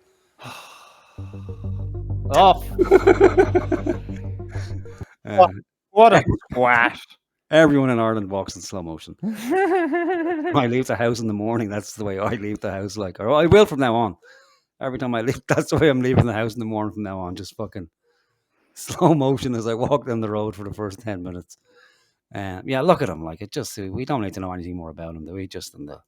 It was 2016, and my friend had just been diagnosed with cancer. Within 6 weeks, he had died. And in that time, I'd been Googling or YouTubing more so videos on, like, what can I do to help my friend who's dying and stuff like this. And also videos about self-help, because I'd never been through this sort of thing. That's a bit selfish, isn't it? You just spend time with your friend instead of wasting your time on the fucking internet. Googling on what you can do. And you know what? You're right. Nobody sits down and actively looks for someone else to tell them how to live their lives. That's not how that works. No, it's normally, isn't it? Like just through, entertainment, like, or have an interest in something. Like if I knew someone was dying, or I wouldn't go anywhere near the fucking internet. I might want to find out about the disease. What can I do? Is there any unknown remedies or, remedies that aren't in kind of popular consciousness that might help with a particular. I can think back to when my mother was, very ill with cancer. And that's what I did. Like, I went looking, for kind of traditional medicines that might help. I never once sat down with YouTube, like, how do I cope with the eventual passing of my mother, because what would the fucking point be? I'm going to listen to someone tell me, their experience of death, or they're going to be able to impart this knowledge to me and everything will be okay. Oh yeah, well, I watched the video, I watched 7, fucking self-help videos. Oh, she's dead. Yeah, well, that's grand. Thank God I watched those fucking self-help videos, because I don't feel any grief at all. I'm over it. It's like it never fucking happened. So she may as well never have been here at all. And those videos were so fucking helpful. So we figured it out. Either this guy's just making all of this up, which I think I'm leaning towards that, or very likely possibility is that he's a fucking dummy. And of course he got pulled into something fucking crazy because, Yeah, he's a dummy. Yeah. Look, it goes by, the fact that he's on RT fucking E1 spouting this shit, embarrassing himself in front of the nation, tells us he's a fucking dummy. Because anybody in the right mind knows, if RT comes knocking on your door for anything, you say no, unless you've made a deal with the devil. Well, then you go on television to spout it. If you're going on national television to say how you were duped, well, then you're a dupe. Who would do this? Like, who would go on national television that's hated by every fucking body? Everybody knows it's a sham of an organization. And any artist with any level of self-respect wouldn't go near RTE, maybe for a gig, maybe to get some exposure.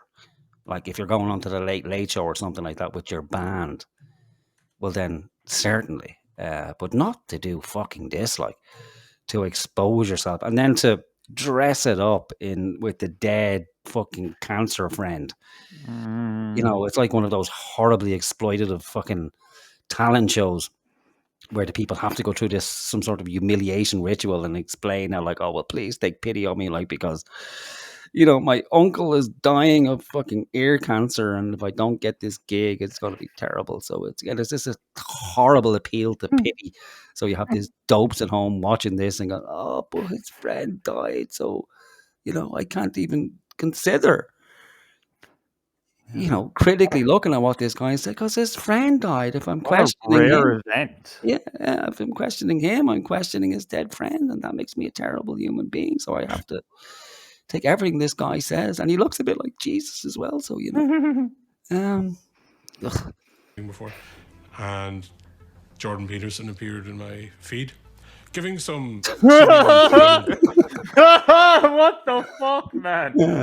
This dude. He's Dougal. He's definitely Dougal. Nobody wears these fucking shorts anymore. The only people who wear these shorts are 6-year-old children in primary school. Like, they force them to wear, and even they don't have the fucking top button clothes. Like, oh God, this is what we've become. This is the future. Look at this fucking dummy. Advice and so on. After that, I got served many other videos from some of the most lunatic accounts. A lot of Joe Rogan videos, and a lot of those phony scientists that Joe Rogan has. Yeah. Oh my God, man. Really? Yeah, really. Lunatic videos from Joe Rogan. Yeah. Like this generation's fucking late show or whatever the other examples around the world might be. Yeah? Yeah. Lunatic? Fucking Jesus Christ. The lunatic material on the Joe, like the guys who were questioning the COVID vaccines, you know, those crazy fucking lunatic fringe scientists. Who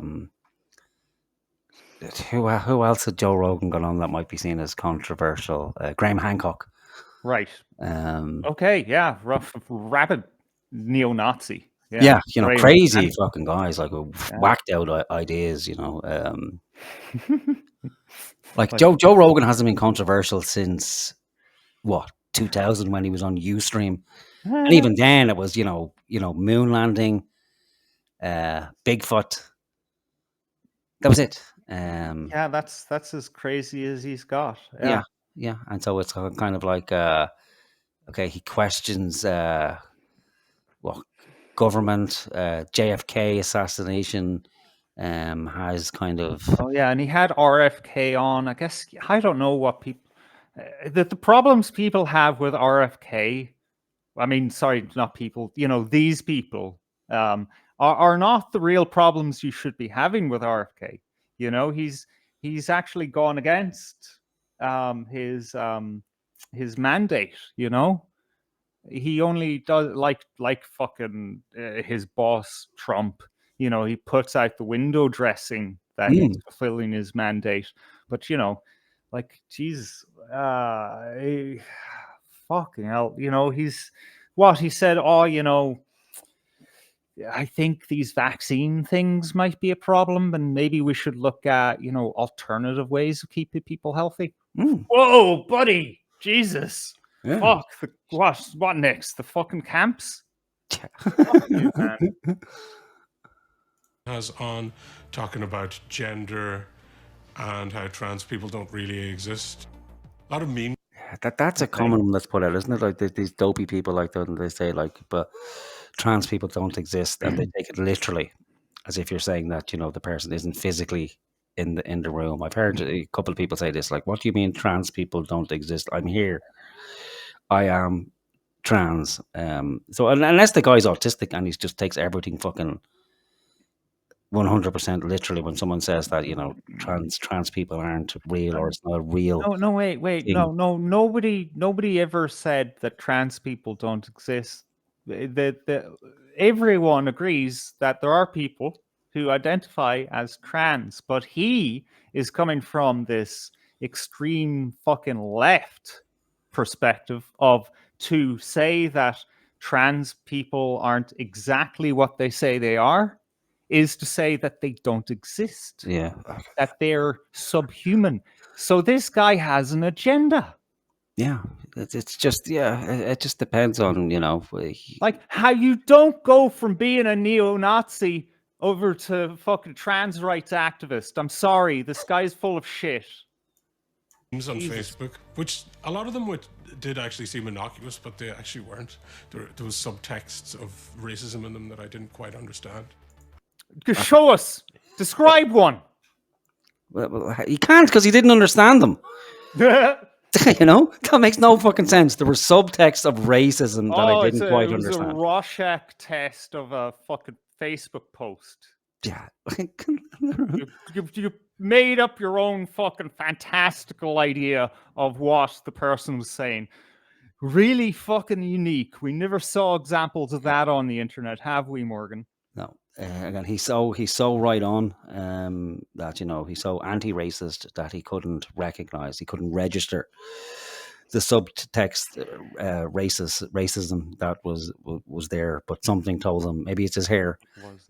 His hair alerted him that something was wrong. Like it started tingling. Wow. I was talking so much about this stuff that it was pissing everyone off around me, mostly women, and I didn't know why. It felt like a bit of crack, like a sport, and I met a load of other people that were in the same. I don't think this happened. No. But I don't know. See, I did a little bit of research on him, right? So there's a couple of articles. All right. Where he goes on about this at fucking length. We might have a look at one or two if we have the energy after we get done with this. But what he's saying is that. So I think what's essentially happened here is the guy was red pilled at some stage, right? Right.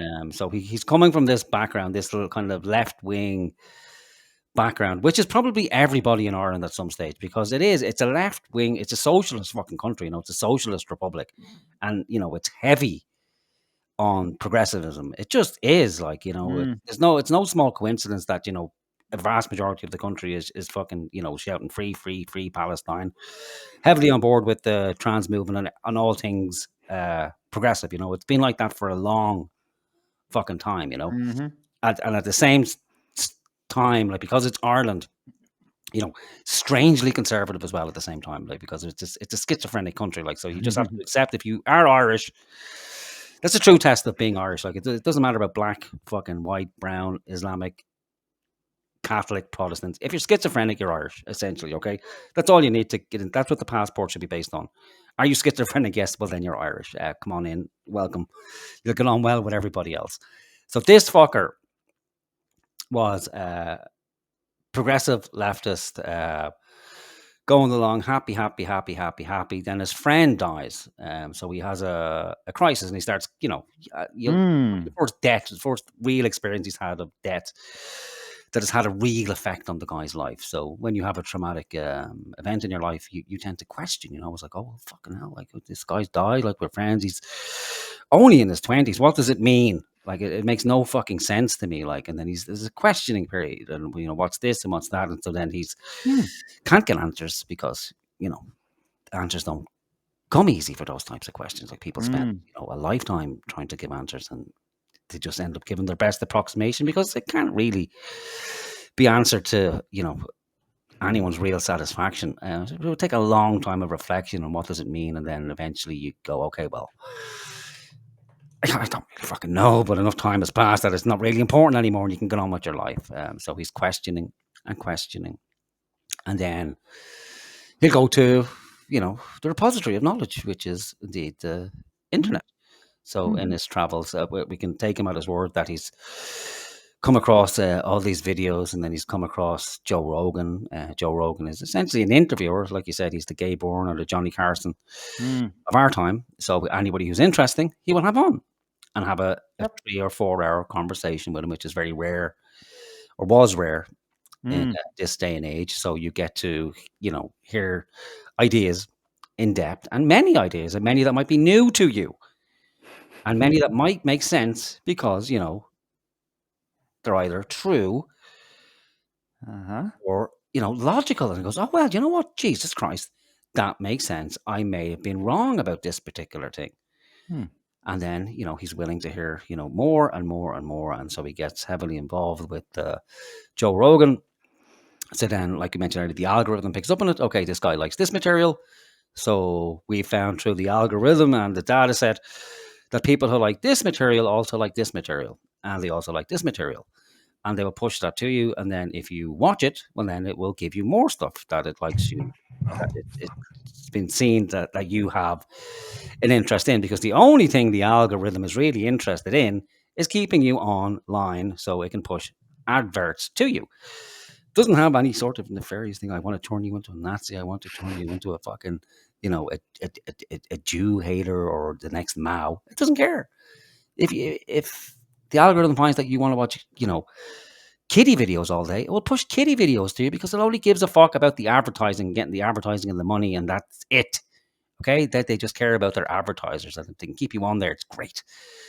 So this keeps pushing the material that he's interested in, and then he's bringing this new knowledge to his friends and family, who would also happen to be generally progressive. And when you go to your friends and family with new knowledge that is maybe somewhat controversial or goes against their general beliefs, well, then they generally tend to push back and go, hang on, what the fuck are you talking about? Have you gone nuts? Let's get to a doctor. There must be something terribly wrong with you, And then, of course, he's, now has this new knowledge.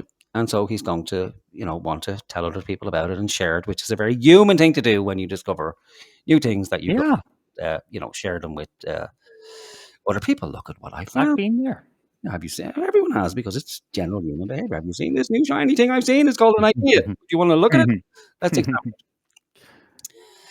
And then, so he's presenting this and he's obviously getting pushback and people are sick of it. And it can go too far, let's be honest. Everyone's met that wife, that fucking crazy guy who's like, have you heard about Osama bin Laden's shoe? George Bush, that was Osama bin Laden's shoe. It was, it was all a big conspiracy. I've been that guy too. Yeah. The shoe took down the Twin Towers, and it's zealotry, and it's, you want, and it all comes out of a good place, because it's like, oh my God, I have this great knowledge. I have to tell everybody. If only everybody knows, well, then the world will be fucking saved and everything will be fine, right? And then over time, like generally, you can become annoying for people where you go, listen, would you just shut the fuck up, sit down and relax, okay?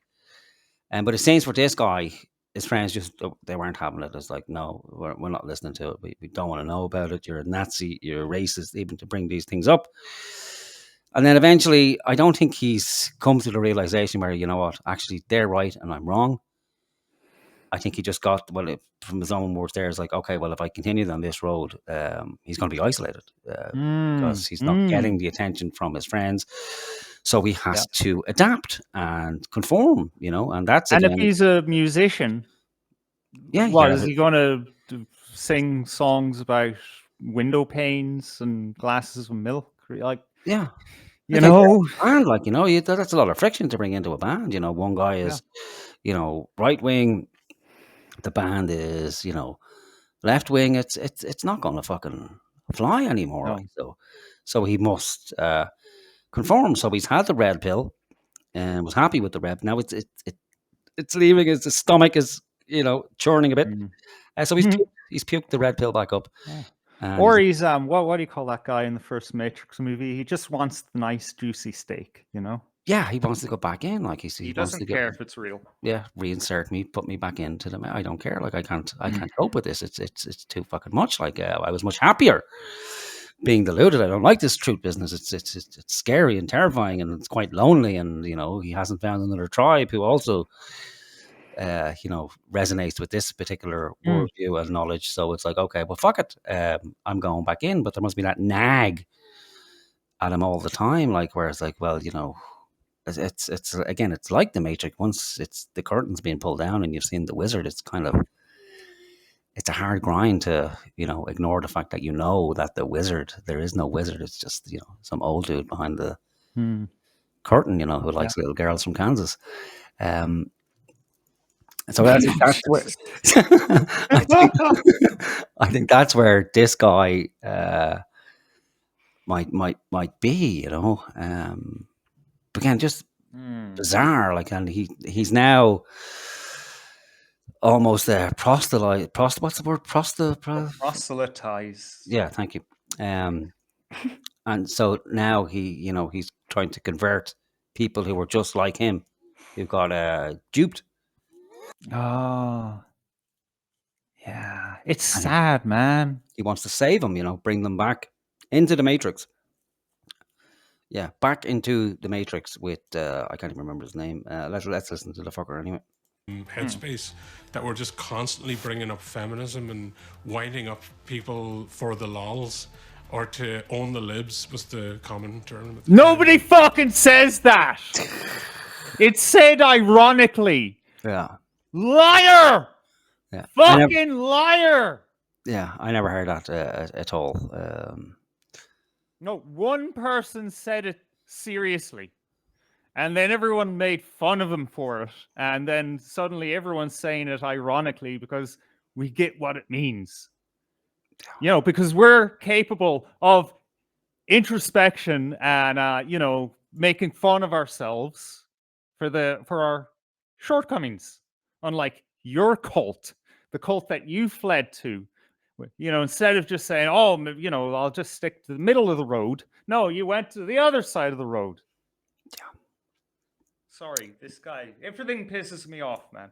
Yeah, as it should. As it fucking should, I was quite confused, yeah, because actually I was being served all this stuff, and then I was saying it, and then other people were attacking me for it as well. It was affecting my personal. All he does, like, is this guy, just keep your mouth shut. You look like a spastic. Yeah. Not to the point where people were falling out with me, but people would be less interested in talking to me because I was bringing up the same things. You fucking nailed it, Morgan. Yeah. Fucking nailed it. Yeah. He was just becoming isolated, like, so, yeah. He wanted back in. It's a terrible thing about being human, it's the attention, like, people love it. They can't seem to do without it. Say it again. People are fucking pathetic. You know what? It's not nice. It's painful. It's lonely. It's stressful. It's depressing. However, that's not what all of it is. It's actually quite beautiful and it's freeing. You get to have experiences that other people don't get to have. But no, you just want people around you. You sad fuck. Yeah. Acknowledgement. Adoration. Yeah, isn't it funny how they're all fucking artists, mostly musicians? Again. What is the thing that made me realize I was going down the wrong path was when I was in the tube in London on the way to a gig, and I was sat next to several Muslims. Part of me was terrified of them. Like, I mean, maybe you should be. Yeah. Oh. But see, isn't it just amazing how it hits all the fucking talking points? Yeah. It's almost like it's scripted. Yeah, isn't it? Yeah. By the way, Dude, welcome to the chat. He came in and said, "Evening, broadcastians." I was wondering what's the name? What is our name? People, all the different fan groups. They have their own little name. No, they don't. I mean, that's just fucking cheesy shit. But I thought maybe we need a name. Broadcastians. There we go. Yeah. So this guy did he say he was living in London or he was gigging in London? I don't know, but I'm just distracted by KO. He looks like Neil from The Young Ones. Yeah, he does, doesn't he? He fucking does. I tell you, we're gathering a cast of The Young Ones, right? This is Neil. It occurred to me the other day when I was vomiting watching Ty Kicky's one of Ty Kicky's new videos, and Ty Kicky is fucking Vivian. Like, if you know Rick, the guy, is it Rick Mail? Did Rick Mail play Vivian, or who did Rick Mail play in Spitting Image? You're putting me to shame here. Rick Mail was Aid Edmondson was Vivian. Vivian was the punk, was he? So there was Neil, Mike, Vivian, and what's the other fucking guy's name? Ada Edmondson. He played Vivian, didn't he? Vivian was the punk, wasn't he? Yep, Or was yep, Vivian yep, the yep. There college you go. dickhead? There you go. Yeah. Vivian Right. was the punk, was he? Yes. All right, so I don't need to know who the punk is. I need to know who Rick Mail played. So that would be. Fuck me. Where is he? All the way down the list. What the fuck? Rick, the guy with all the badges and the yeah. socialist party and yeah. How did I never know that Vivian's second name is Bastard? Yeah, Vivian Bastard. I didn't Right. know that. And So all it is these Vivian years. then, yeah? Who? Vivian. So hang on. Rick Mail is Vivian, yeah? No, Rick. Rick is Rick. Oh, Rick is Rick. That's why it confused me. For fuck's sake, like, Jesus. I'm not making a difference. Yeah, Rick. Okay, there we go. Rick. Ty Kicky is Rick, but not as charming and not as much that makes sense. charisma. So we have Neil, we have Rick, we need a Vivian, right, and we need a Mike. But I never really gave a fuck about Mike in the young ones.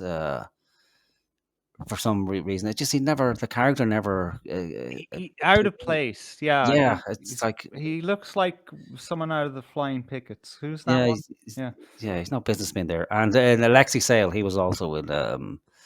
He was the landlord, wasn't he? Alexi Sale was the landlord, and yeah. No, I remember. And Ty Kicky recently was interviewed by Alexi Sale, which shows you how much of a fucked up world it is.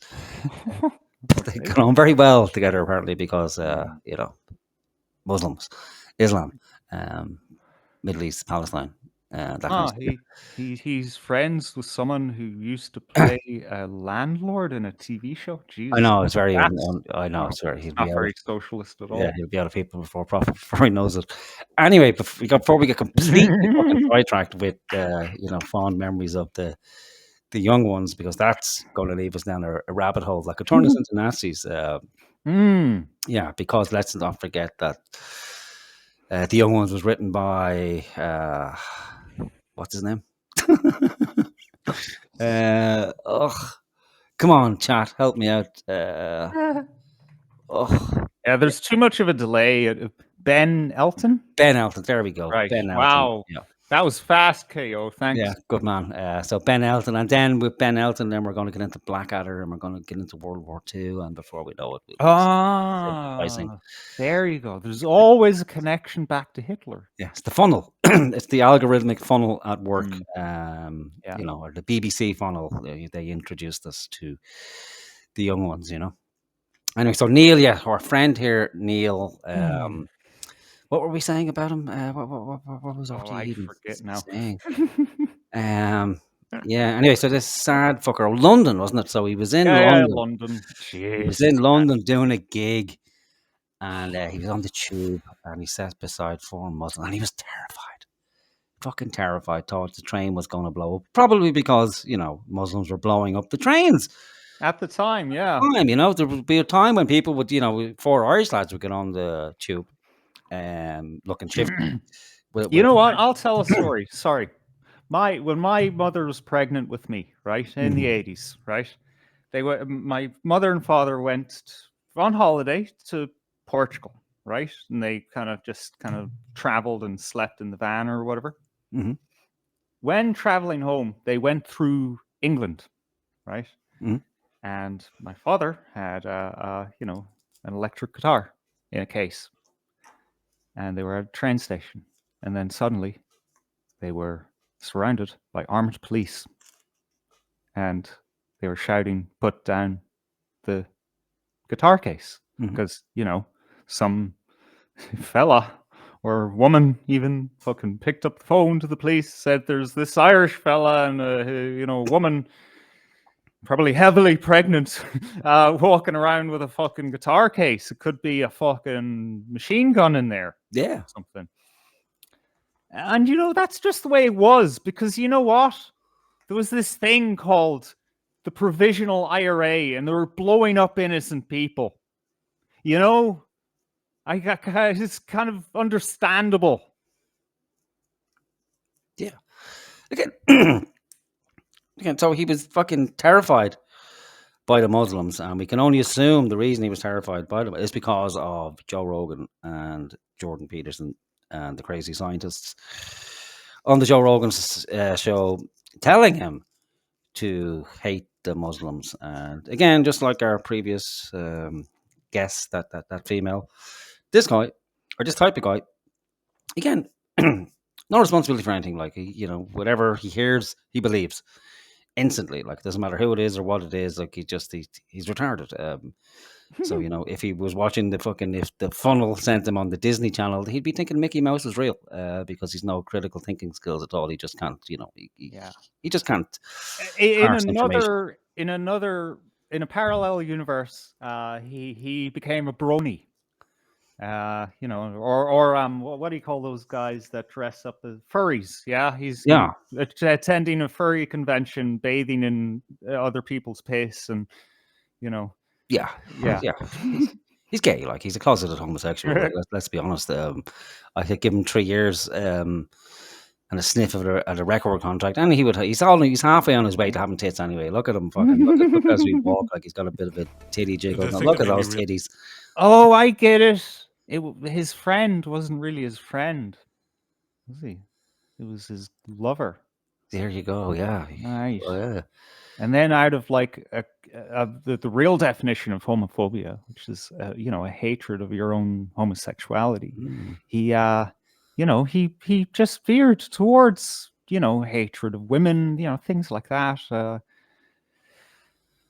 Because he couldn't accept himself, and now he's on RT moralizing at the rest of us because he's a fucking retard who doesn't know himself. I was going down the wrong path.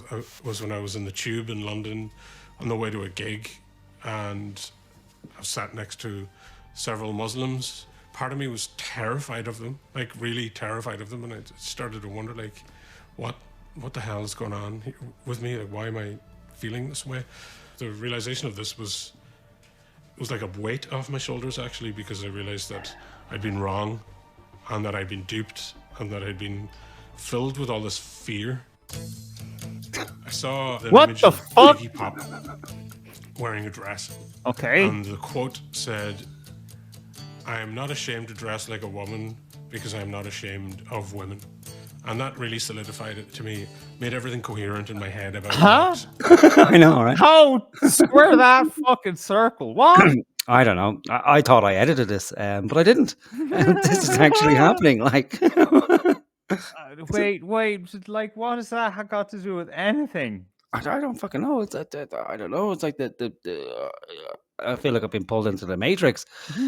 So let's get this right. So he's on a train, right, with a couple of Muslims. Okay. And then all of a sudden he's terrified. Right. He's terrified. And as we know, when you're terrified, what you tend to do is you tend to have a moment of introspection when you're terrified, Most people have a fear, a fight or flight response. But this guy decides to get philosophical about it, in the grips of terror and fear. It's like, oh my God, these fuckers are going to blow the train up. Let me think. Why am I feeling so terrified here? I know what it is. I've been consumed by hate because of Joe Rogan and Jordan Peterson. They have trained me to hate the Muslim. And let me just go for a stroll and clear my head. And then he's walking down the road and he sees this poster of Iggy Pop, of all people. So if you're ever going to look for someone to take advice from, generally don't take advice from a 68-year-old fucking former heroin addict who dresses in ladies' clothing because somebody paid him. But so we've seen this fucking poster somewhere. I'm not ashamed to dress like a woman because I don't think it's shameful to be a woman, and that snapped him out of his spell immediately. Is that really what happened to him? Is that what he's saying? That's what he's saying. That he had that fucking eureka moment where scary Muslims. Was terrified. He high? Huh? Was he high? I don't fucking eat high. You'd hope so. He must have been on mushrooms or something. Yeah, it's bollocks. So who, you hear people they go to prison, and they find Jesus. This guy goes to London and he finds Iggy Pop, and all of a sudden, that breaks the fucking the Nazi spell that he's been caught up in. Apparently, he sees Iggy Pop saying he's not ashamed to dress like a woman because I don't think it's shameful to be a woman. And then it's like, okay, that makes sense now. So I'm no longer afraid of Muslims because if he's dressing like a Muslim now, so he's not afraid to dress like a Muslim because he doesn't think, what the fuck? Like, it makes no bleeding. It would only make sense if he was transsexual. You know, if he was, either deeply closeted or, he wants to be a woman. And now it's like, oh, well, if Iggy Pop says it's okay for me to dress like a woman, well, then it's okay to dress like I've nothing to be ashamed of. How this relates to being terrified of Muslims and viewing himself as some, proto-Nazi makes no sense. No. At least to me, it makes no fucking... So we'll hear him out anyway, see if he can, make sense of it for us. And the quote said, "I am not ashamed to dress like a woman because I am not ashamed of women." And that really solidified it to me, made everything coherent in my head about what femininity is and why you should not hate people who express themselves as feminine. Did we miss a section where we were talking about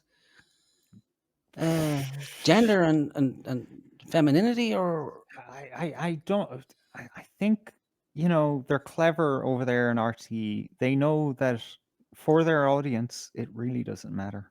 Yeah. Just say words, Or maybe, again, it's RTE, so we'll be generous to the guy. Maybe they interviewed him for 2 fucking hours, like they normally do. And right. they've cut it and sliced it. Stitched it together. Yeah, Right. so they've stitched it up like so. They've told this. Yeah, they've told this guy, listen, come along, we'll hear you out. Say what you have to say. When Patrick Keelty gets back from his holidays, we'll give you a gig on the Late Late shows. People can get to hear your music, get your music out there to the general Late Late Show audience. Couldn't be arsed coming to one of your gigs ever. That's being generous. It makes no fucking sense to me, because it's not following. It's like, okay, well, they just got what they need from that piece, then cut. Then they spent 15 minutes talking about gender and femininity, and then squeezed it into that section at the end around Iggy Pop, but linked it to Muslims. It makes no fucking sense. Yeah, I suppose, maybe he was saying, I was on this bus and it didn't blow up. So then, that was the first kind of signal to me that maybe not the whole world isn't as black and white. Maybe, yeah. But that would be a good message to give to the world, except this segment is so fucking small because we had to listen to fucking Helen McEntee for 10 minutes of 40-minute fucking broadcast. These people suck. I just realized I've been brainwashed by a load of nonsense online. All that in 1 fucking minute. Fuck me. Started to realize it was just that hate itself in any form is just wrong. It's bad for you. It's bad for everybody, and it just spreads like wildfire. Rob Mulhern there speaking to our Jack McCarran. Well, the regulator in this area is Comishún na Man. Oh, since last Ministry of Truth. Are they really gonna fucking trot them out and have them talk? Oh my God, the fucking gall of these people. Yeah, I know. You see, that's disgusting. How they frame it. So here we've just been presented with the problem, and now here comes the fucking solution to this non-existent problem that we have. Commission them on. I'm not going to torture us by fucking listening to their horseshit. This is the guy who doesn't like the term toxic masculinity.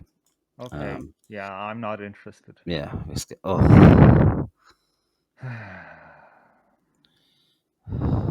Some other faggot. He's some child psychologist. Look at this piece of shit. But listen to her for a second because I just want people to know who she is. Debbie, one of your areas of expertise is the algorithm, and we saw the minister speak about it earlier. Can real men in real life, as Richard Reeves is suggesting, counteract these algorithms? Yeah, a very good question. What's this, the new invisible enemy? Is it the fucking invisible algorithm? Can real men in real life counteract the invisible enemy that is the algorithm. Yes, man can do it, but first you must cut your fringe in this fucking perfect. Like, that's a tell right there. If you ever see a woman with that kind of fringe, run the fuck as far away you can from her, or run towards her as quickly as you can and headbutt the cunt dead in the center of the eyes. Evilness. That's a sign of an evil being right there. That fringe. I've never met a good person with a straight fringe like that. It's just a warning. So let's hear how we combat the fucking dangers of the algorithm. If you consider that 90% of what we consume, all of us, not just boys and young men, is not chosen by us, it's served to us by the algorithm. And I think that's But no, there is choice. You just either decide to watch it or not watch it. You know, it's the same as television. I don't fucking ring up RT and say, hey, listen, this is what I'd like to watch this week. It's not a chipper. There's no menu. You know, there's no fucking choice at all on RTE. It's like, this is what's happening for the week. You either like it or you shut the fuck up. Okay? With the internet, you know, if I watch YouTube, yes, it will give me a suggested video. But it doesn't mean like I'm fucking helpless. Like, oh, I can't fucking help myself. I must watch it because the content on all of YouTube is so engaging and so fucking wonderful that the average watch time for most channels is 2 fucking minutes. So it's going to be hard to brainwash somebody in 2 fucking minutes, you know? Plus, I have the ability to go, do you know what? This is fucking boring. I'm moving on to something else.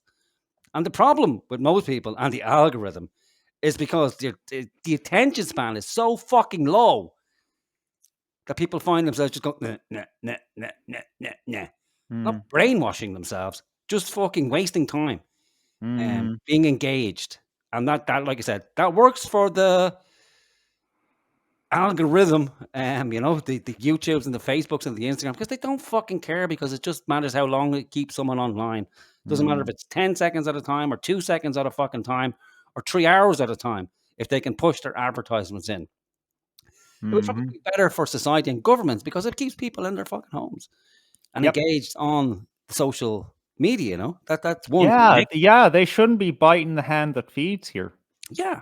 The problem is, you know, it's the upside of, you know, communication, which is all it is, really. It's a communication tool. This piece of fucking magic that we communicate on now, it's a communication tool that enables me and you to talk when we're fucking, you know, hundreds of kilometers away, that someone can listen who's thousands of kilometers away and can exchange ideas, you know? And that's always been the danger for any fucking government, is the exchange, the free exchange of ideas.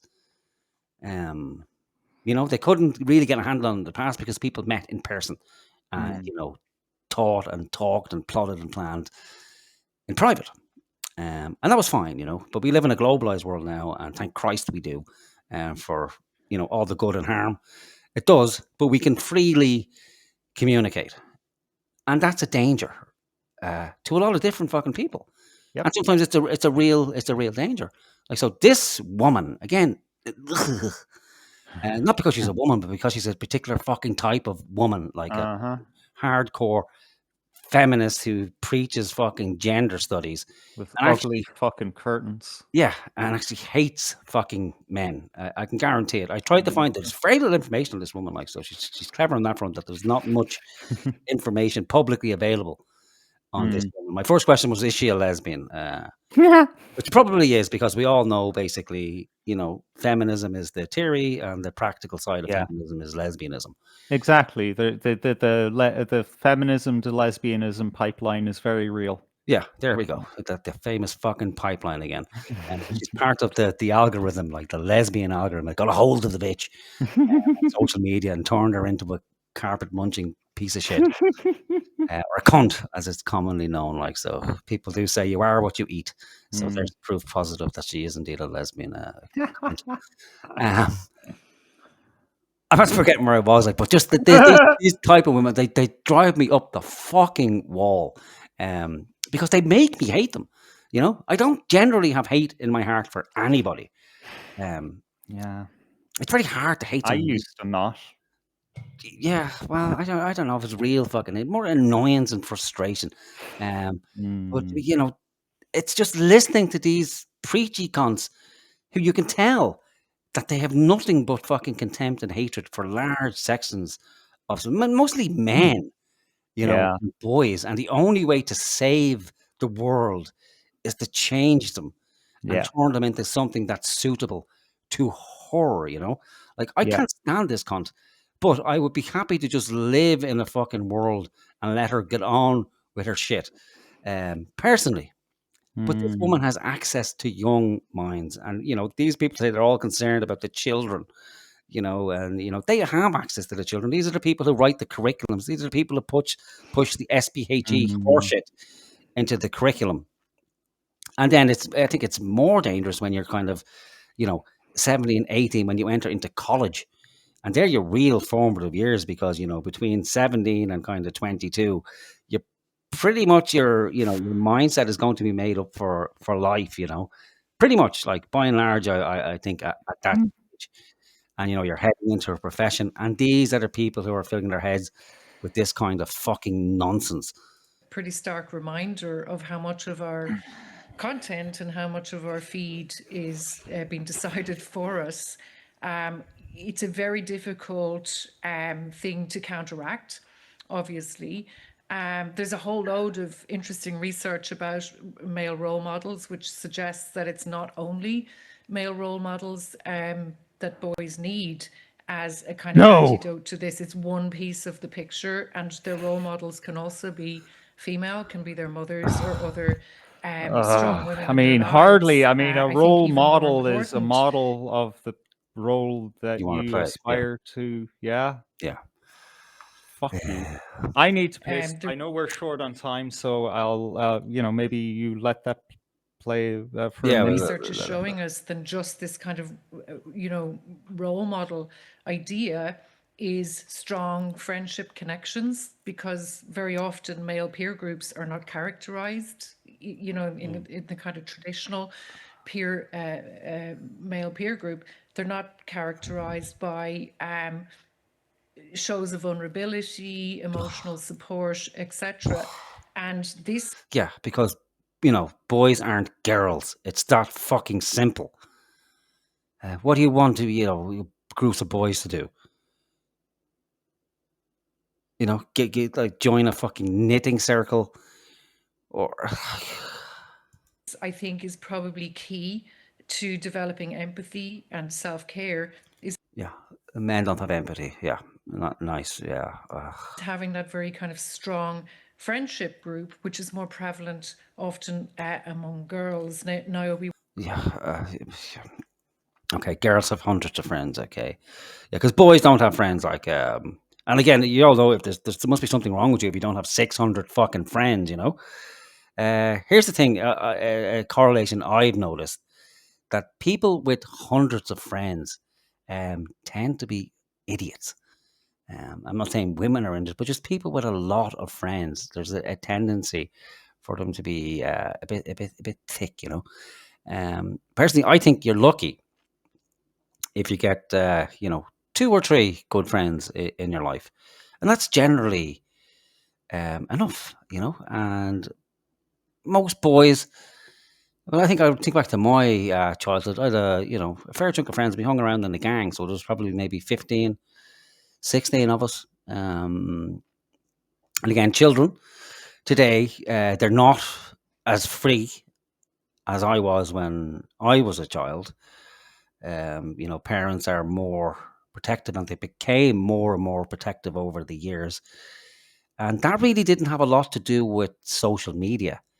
And that was kind of messaging from the government and legislation from the government, where the government took it upon themselves, essentially, to tell the parents of the country that you guys don't deserve your children, that we, the state, know better than parents.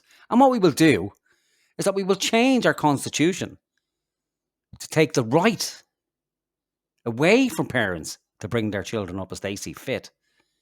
And then the state will be the guardian of the children.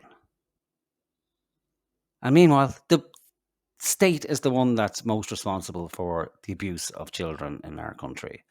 And people will make the argument, oh, well, most abuse takes place within the home. But comparatively, I'm sure we'll find that it's the government who tends to abuse children more. They take I'd much prefer to be abused in my own home. Thank you. the comfort of your own home to be abused if you're going to be abused. At least you're being abused by someone who loves you. You know. Yeah, but I'm just fucking saying that my childhood, much freer time. Children were out playing on the streets, and I hung around in a gang of maybe 15, 20 people. We just went off and played and explored in the mountains and forests and all that kind of stuff.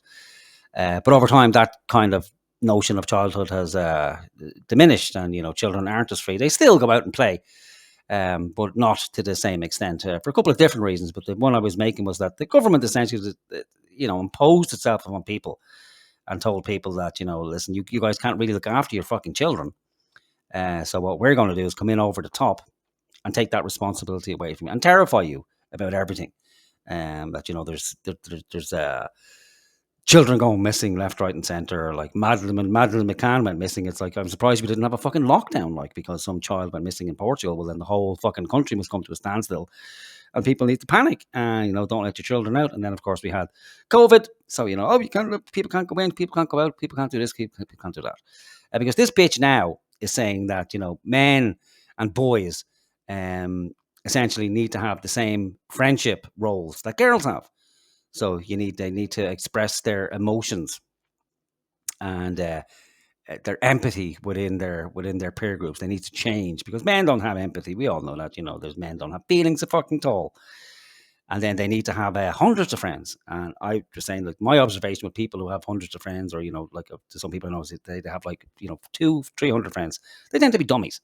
Because you can't really have that many friends, and I'm saying you're kind of lucky if you've got 2 or 3 good friends in your life. That's kind of good enough, and anything beyond that is it's kind of unmanageable, really. Law of diminishing returns, really.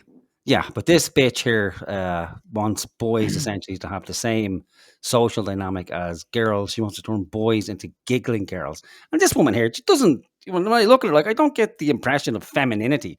Like, it's not oozing off her. It's not dripping off her. It's not emanating from her at all. She looks like a tranny. She looks like a dude dressed as a fucking woman, if you ask me.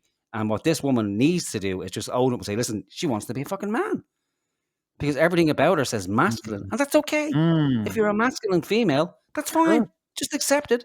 Just don't try to turn every other fucking male into a female for the next couple of generations so you can just be happy to fucking lord it over them, because you've essentially retarded them and crippled them emotionally and turned them into little faggots. That's what it is. Like, if you're trying to turn boys into girls, you're turning them into little faggots. I don't mean homosexuals. I mean effeminate, weak men, which then will leave your society crippled, because if, God forbid, masses of fucking foreign men come in, and then you can't, muster any sort of defense, because the boys you've trained to be girls will be, at home huddling around talking about their feelings and how terrified they are about the Muslims. And then, they'll see a picture of Iggy Pop walking down the street and they go, oh my God, that's it. It all makes sense now. It all makes fucking sense. I'm just a big hateful bigot. I shouldn't hate. Come on in, Mr. Muslim. Take everything. It's not like it didn't happen in the past or anything. Anyway, Jesus fucking Christ. Right. He has written extensively about this, and she's, critiquing the idea that the problem is a crisis in masculinity, but rather a crisis of connection. But what about the fact, Debbie, that notwithstanding the horrendous misogyny, the anger, the aggression that we see online, it is easy to forget that this is a the horrendous misogyny, because women don't fucking talk shit about men online, do they? Or masculinity. Like, have you ever seen a woman's forum? It's wild, man. It's fucking brutal. Yeah, you ever heard of women talk about men? Brutal. You know what? A few weeks ago, I went out for drinks with my friend and her sister, which is also my friend, and then their friend. So 3 women, right? And I don't know. I guess maybe it's the long hair or something, or because I'm not very imposing. I guess they kind of forgot I was there, or forgot I was a man, because Man, the shit they said about the men in their lives. Mm-hmm. Jeez Louise. And you know, sometimes you can say awful things about a person and it's justified because that's what those people are. But I know enough about these people to know what was justified and what wasn't. And you know what? Yeah, it wasn't even real all the time, real complaints. It was just talk shit about men to make ourselves feel better. Yeah. This is how women are. I'm sorry. Maybe not all women. You know, it's like me and Morgan, we talk shit about women because, honestly, I just think it's funny. Yeah. When we're talking together, we're not like, oh, she fucking bitches, right? No, that doesn't happen Yeah. because, we actually have respect for the women in our lives because, we allow certain people into our lives. Yeah, and men and women are different because if you like this one was talking about, men having the same dynamic as women in their social actions. If some guy's coming to you, bitching about every fucking silly thing his wife did to piss him off, they won't entertain you. It's like, shut the fuck up. Go away. I don't want to know about your fucking trifling, shitty, fucking stupid problem. Oh, she did this and she did that. It's like, shut up. Nobody fucking cares. It's like if it's something terrible, that requires help, well then yes. But like women, just it's niggle, niggle, niggle. I mean, like his eyelash fell on the ground. Oh, I don't believe you. My fucking husband's eyelash fell on the ground too as well. It's been there for 3 fucking weeks. Blah, I just never shut fucking up ever about anything. I know it's rich coming from me because I do nothing but fucking talk on this thing. But generally, I'm fucking silent. Like in my everyday life, I don't fucking say much unless it needs to be said because there's no point. But with women, like it's like, and I think most men are like that. It's like okay, they don't want to be alone, but you kind of want to be, left the fuck alone. And then you don't want to be bothered by, trifling nonsense. Or if someone comes to you with a problem, you want it explained, quickly and concisely, not just some rambling 15-minute fucking nonsense before you get to the point. Like it's got to the stage now where I'm asking my wife, like with the stories, like how does it end? Before I'm even willing to engage in, listening to it, I want to know the end first. To see Spoilers, please. Yeah, I just want to know, like, how does it end? And then, all right, I'll invest my time with it then. Like, if it's ending, if you can't tell me the ending, I don't know. Because if there's no ending, it's not a story. It's just, you're just fucking rambling.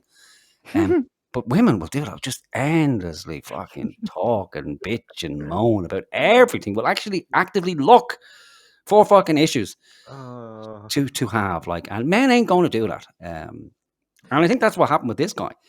I don't think it was because of his right wing shit. He was just, going with nonsense. What about this about women? What about this about women, women, women? And if you notice, he never said he had a girlfriend. He never said he was involved with anybody. He's just bitching about, women, women, women, women, women, women, women, women, women, which is fine if you're engaged in this kind of conversation and you're talking about the culture. Yeah. But you and I have known each other for almost 20 fucking years. I think, intimately, we've probably talked a few times about, issues we may have with particular women at the time. But there's never, oh, wait till I tell you about this bitch, or wait till I tell you about this or that. It just doesn't fucking happen, unless it's something that, requires, real advice. Yeah. But generally, like, men couldn't give a fuck. Like, it's just, you make jokes about women in general, oh, silly bitch, or what we're doing now about, not being able to tell a decent fucking story in a timely fashion. But they shit on men continuously. And to have this guy here, again, just frame it. And the mistake people make is to think that you're actually dealing with a person here. He's not. He's in a job. He may as well be the postman, just delivering fucking post, He's just saying what he's supposed to fucking say.